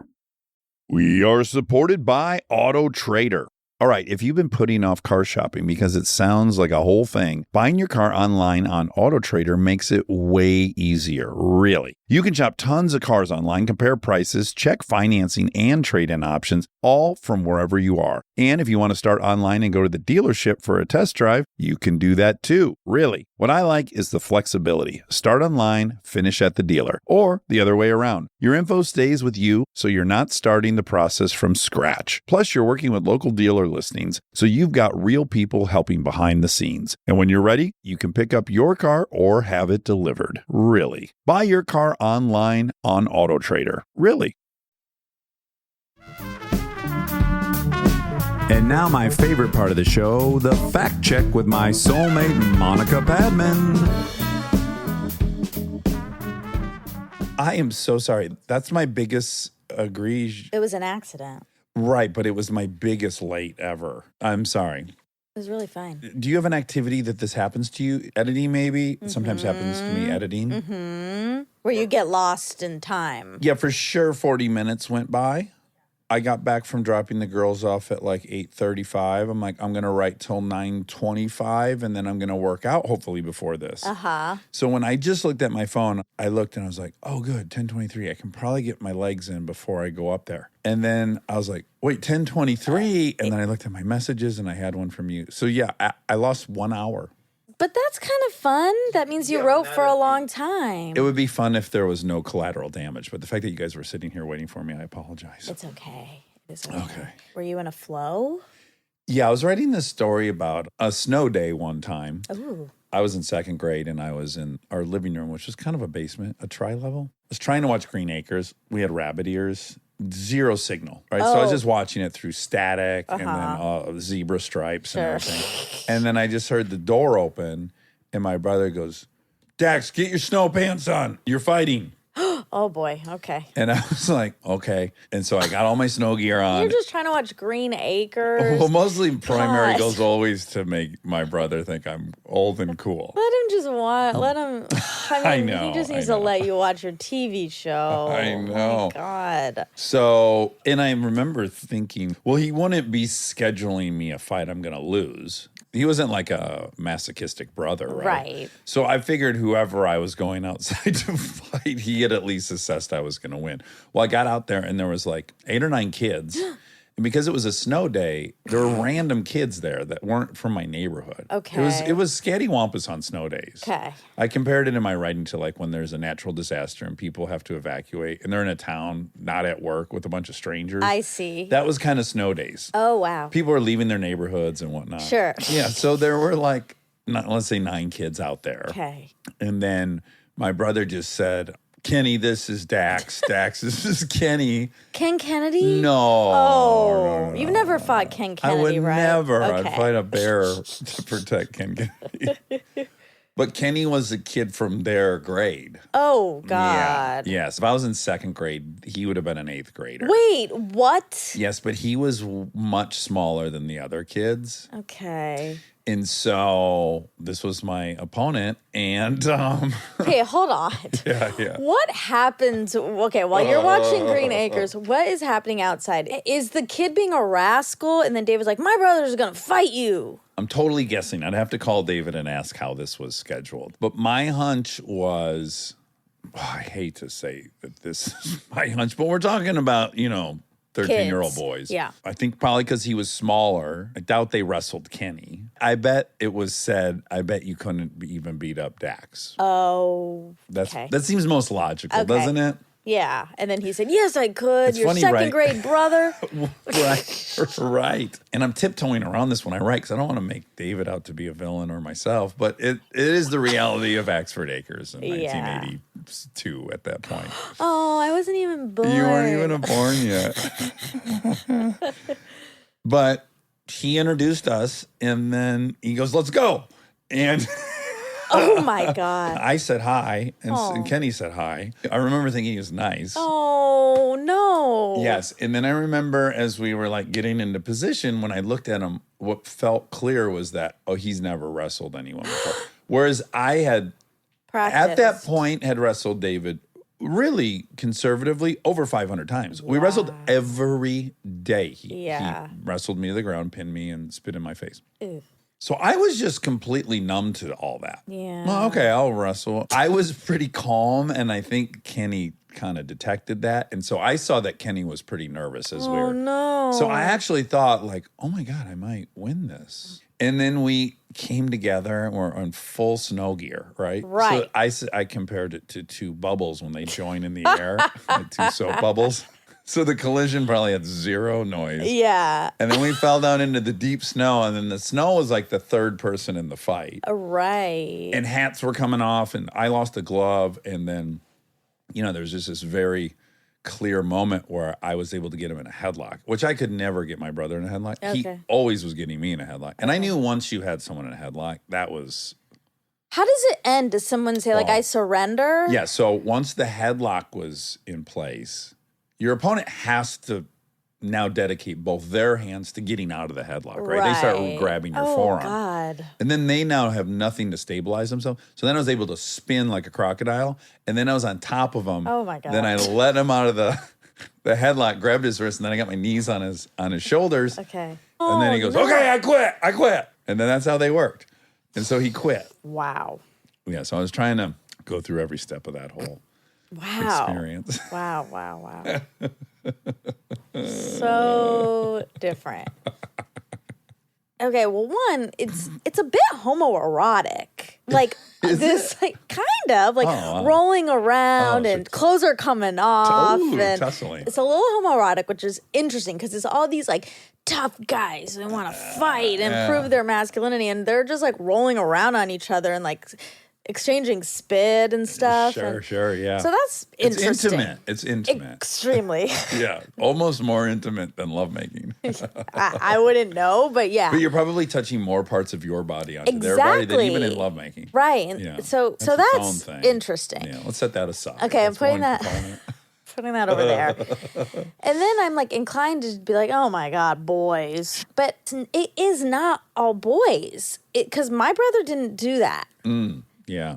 I mean, he had like boys over, but they like played video games. Are you and sure they did didn't wrestle? I bet they wrestled a bit. I never had a group of friends that didn't wrestle each other. Not mean. Like what happened in the front yard was more under the guise of a fight. Yeah. Like two strangers just met. Yeah. Like even Aaron and I, best friends. Right. We wrestled 3-4 times a week. I know. Our entire friendship up till we were in our 20s. Right. I'm just more curious. I'm like, is this more ubiquitous or is it regional? Yeah. Is it, Rob, did you Is it time stamped? wrestle? There were fights in our neighborhood, yeah. That you But did you wrestle your participated? friends for fun? Yeah. Yeah. Yeah. Oh, wow. And I bet if you watch Calvin, like Calvin probably already tumbles around a little bit. Well, Vinny's not big enough. Does he have any Yeah. buddies that he... No, he's pretty soft. Okay. So, Well, he's a great dancer. yeah, He's- he's much sweeter. He's investing in different things. Yes. Well, but it could be regional. Also, Chicago, Michigan, Yeah, like yeah. that. So maybe. It's impossible for me to know, right? Is it the 80s? Right. Is it blue collar Michigan? Maybe it was in like my group of peers in my neighborhood. Maybe there were other kids in the neighborhood that weren't doing that. Right. I can't How could possibly you know. Well, I will say this.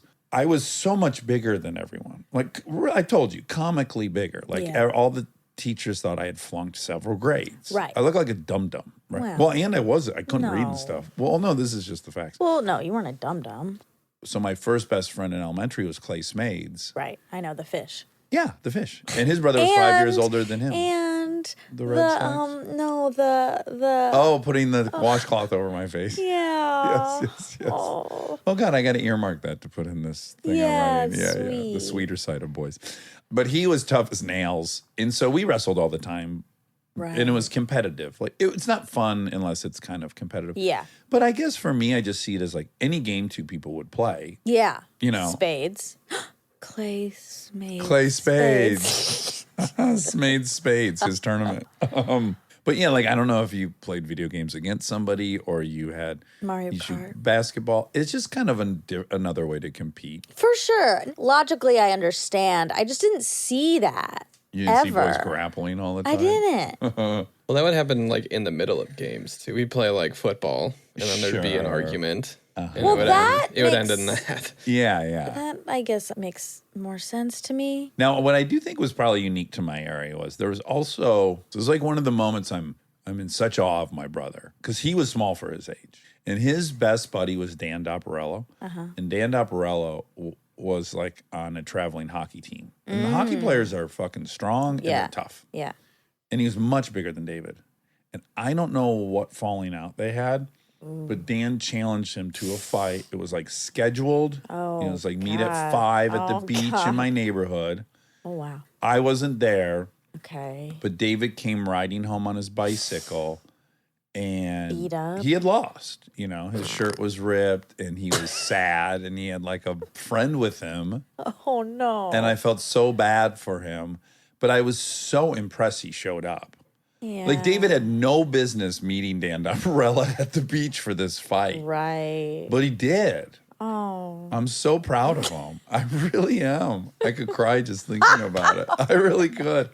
Like, I don't know where he found the heart to do that. Well, he probably felt like if I don't show up, I'll lose my status.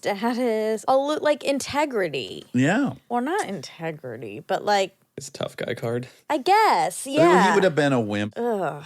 That's just what he would have been if he didn't show up. But even with that as an incentive, I'm still blown away. He rode his. I just think about how long that bike ride was to the beach. Like it was a long bike ride to the beach, and he had to be thinking, "I'm gonna get killed, and I'm gonna keep riding, and I'm gonna go, and I'm gonna do this." Yeah. Oh, I want to say it was even raining. I see him as he was wet. And he had a strange new friend with him that I kind of escorted him home post-fight. Okay, like probably a nurturing boy. Oh. Yeah. What? It's the Michigan version of Monica. This whole thing is, yeah, exactly. He really liked that David was all hurt. Oh, maybe. You're vulnerable. going to throw up. But it probably was. He might throw up on his ride home. I should be there. Boy, child dynamics they're ruthless. So yeah, I bet some kid who probably had wanted to be friends with David, but David already had Dan up, saw that he had been defeated and was like, "Oh, now's a time for me to escort him home and show some compassion and stuff." We get support from Skims.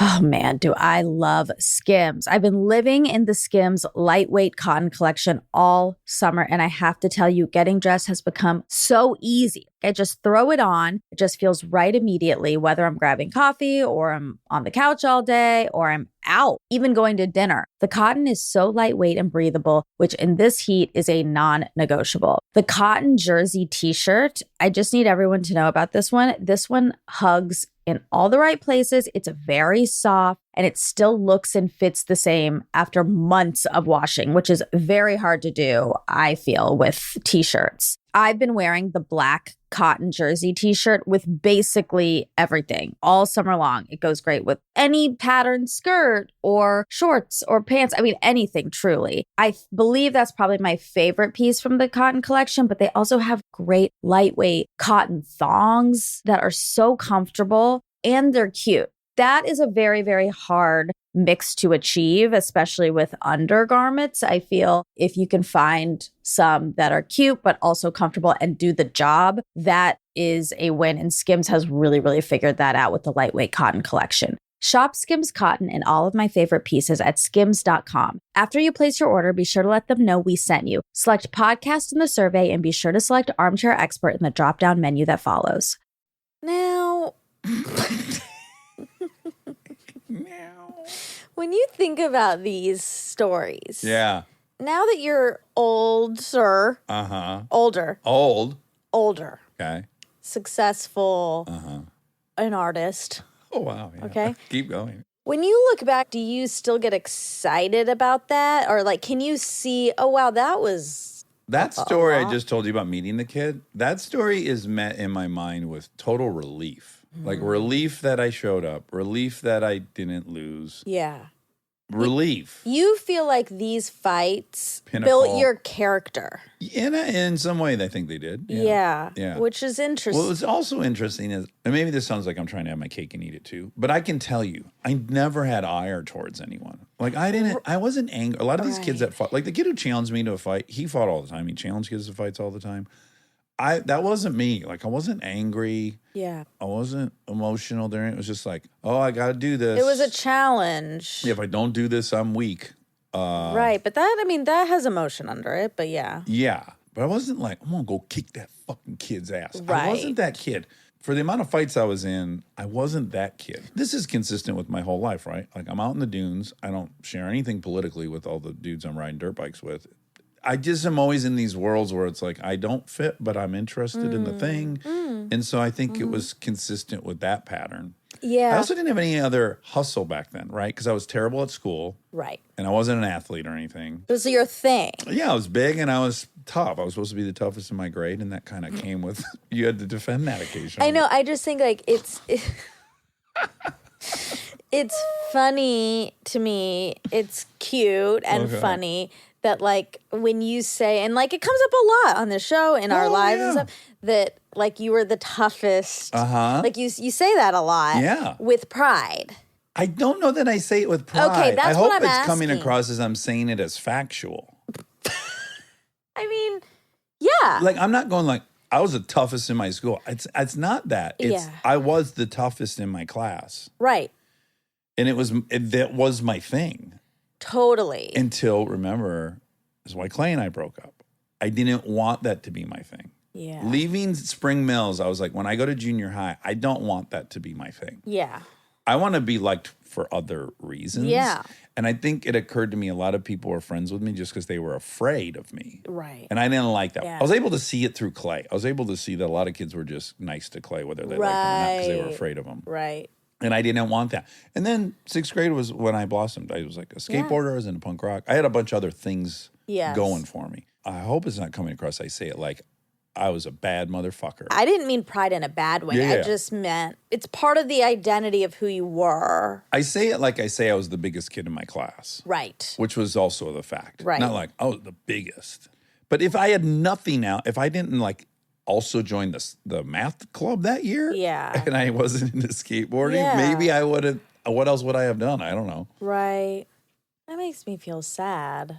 For humans? Yeah. Yeah. It's just a way to have something. Yeah. I also got beat up. You remember this? I got beat up by an older kid in the living room of my buddy's house, primarily because I wouldn't punch in the face. And I didn't want to fight. I had made this declaration I wasn't going to fight. Sean Castle.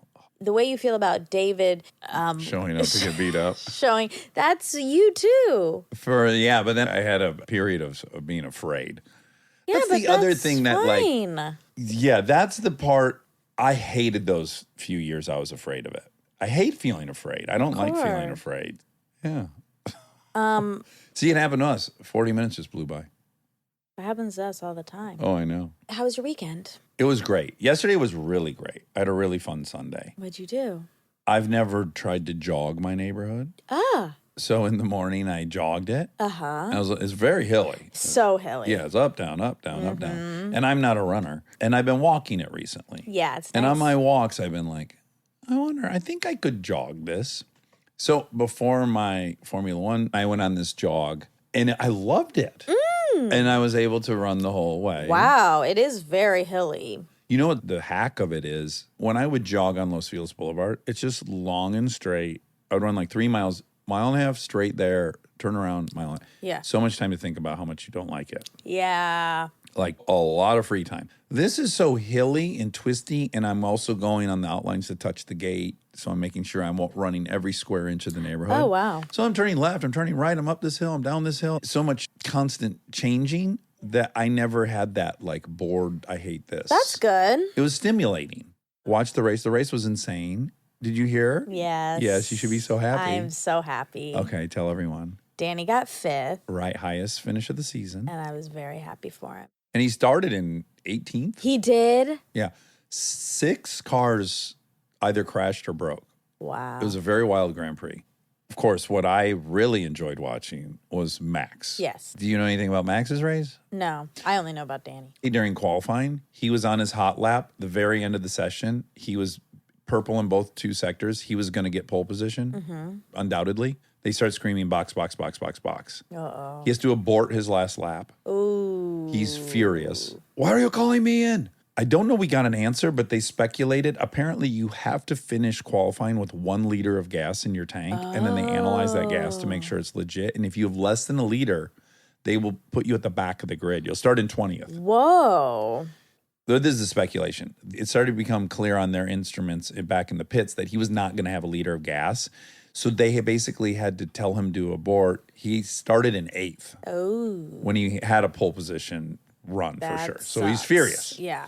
Race starts. It's assholes and elbows, wet track. By lap 2, he's in 12th. Oh, boy. Yes. This track is also the hardest track to pass on other than Monaco. You can't pass. So he's in 12th and you can't pass.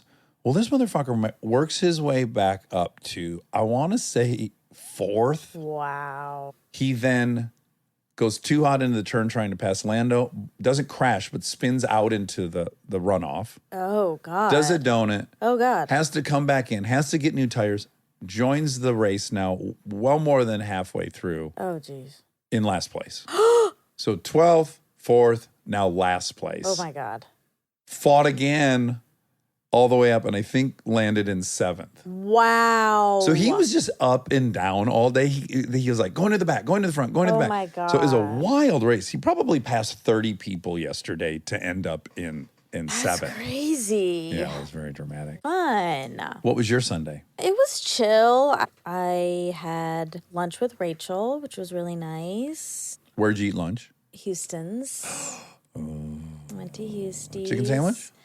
No, I got on Sundays, I get the grilled cheese and Oh, tomatoes. because it's a special day. Yeah. Special menu. Do you watch any telly? I caught up on The Patient on Saturday.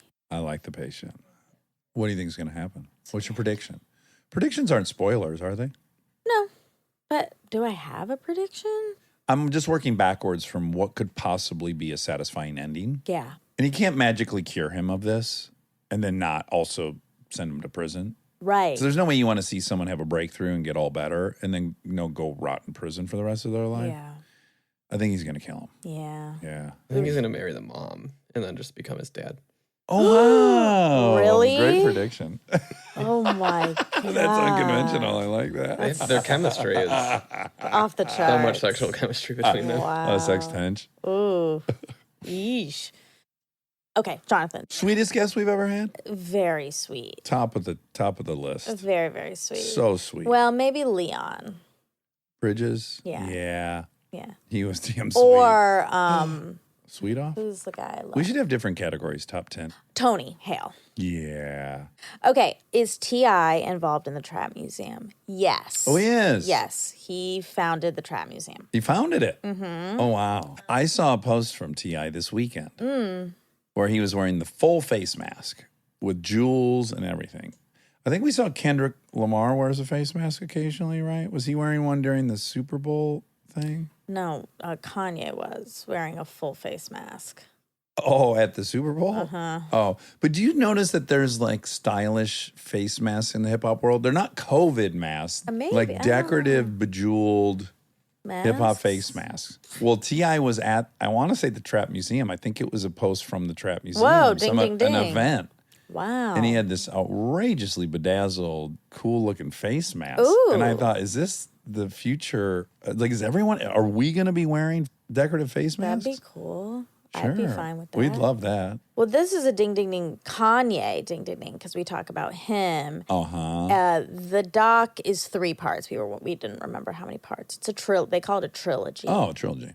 And you said that he's honest about being bipolar, which he is, but he also like talks about not being on his medication. Oh, yeah. And then, so it's interesting. On the Letterman episode, Yeah. he said he didn't like it because it makes him gain weight. Right. So it seems like, or at least in that interview, it seemed like his incentive to not be on it is to not gain weight. Right. Ugh. Yeah. Look, I understand. You wrestled with that a tiny bit, right? Yeah. I did. So I understand the feeling of like, I don't want my body to change because of this thing I need, but. Well, yeah, you're forced to pick between your body and your mind. Yeah. And which is crazy. I want people to pick their mind. Sure. Especially when it's as dramatic extreme. as it is. Yeah. Extreme. Good word. Both are good. Extremely dramatic. This is another ding ding ding because TV shows. The Apple show that there was a sampling episode is Watch the Sound. It's Mark Ronson's show who we There we had go. on. Yeah. There we go. I got to say it now because I've been forgetting. So I've started to keep a folder about my Hulu, the episodes that have started. Oh my God. It happened to me. It did? Yes. Tell me. It happened to me with The Patient. I watched episode 5, I think it was, and it ended. So there was one more that should have auto-cued. Yes, Yeah. and a new show came on, Tell Me Lies. Okay. And I was like, wait. I was like, this is not, it has never happened to me. So I was like, this is not happening. It must be over. There must not be another episode. And I went back and there was. And I was like, oh my God, he's right. Okay, here's what happened to us. We were watching season 6 of Alone. We're finishing episode 3. There's 6 more. Yeah. Goes from episode 3, auto starts, season 1, episode 6 of Iron Sisters. What the fuck is Iron Sisters? Even beyond what is Iron Sisters.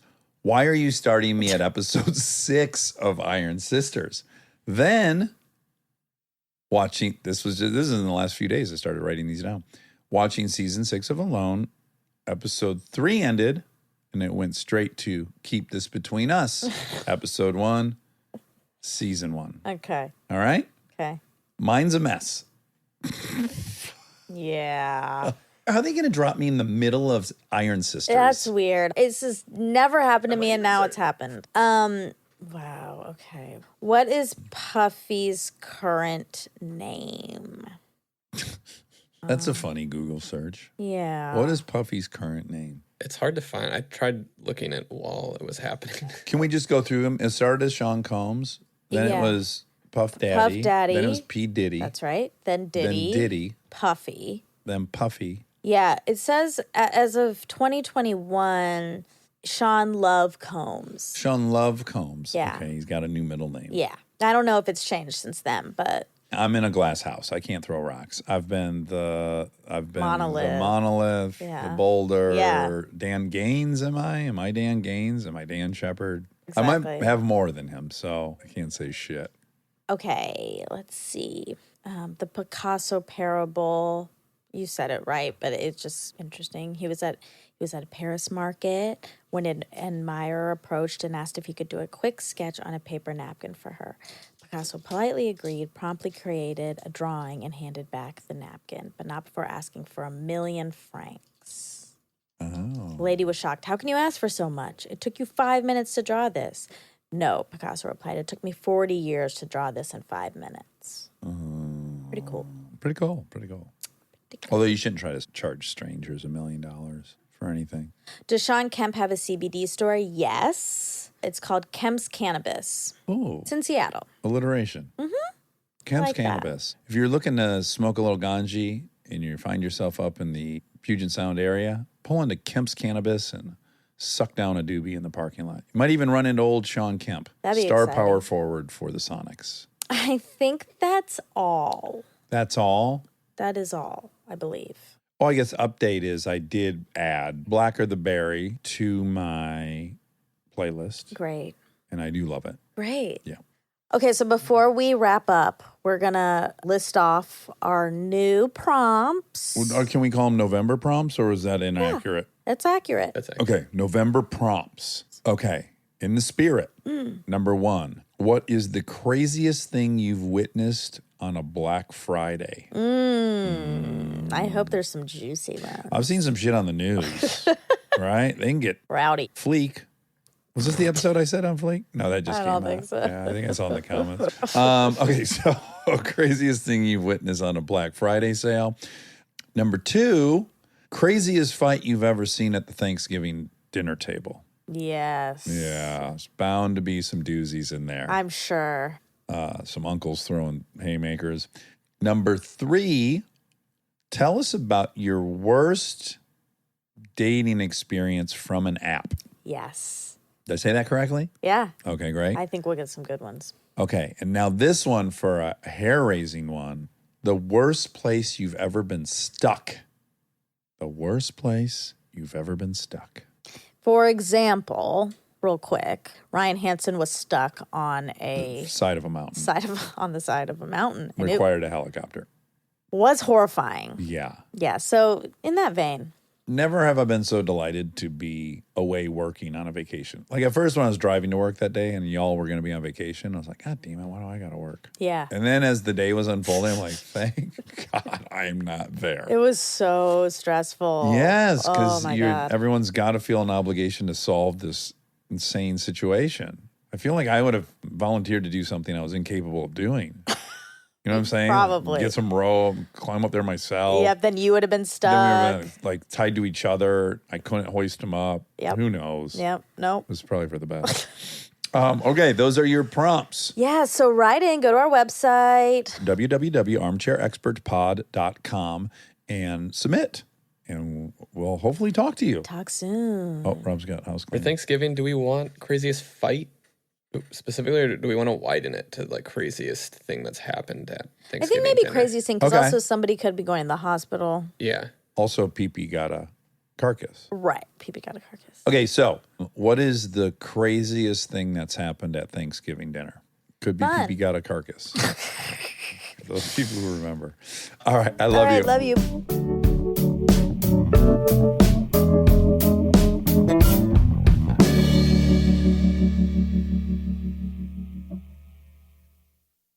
We are supported by Allstate.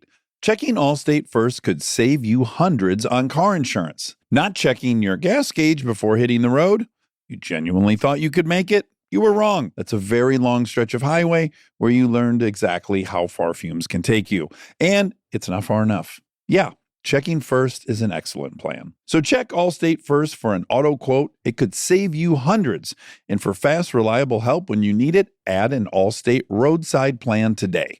You're in good hands with Allstate. Potential savings vary. Insurance and roadside assistance plans are subject to terms, conditions, and availability. Insurance provided by Allstate North American Insurance Company, Northbrook, Illinois. Roadside assistance plans provided by Allstate Motor Club, Incorporated, an Allstate affiliate.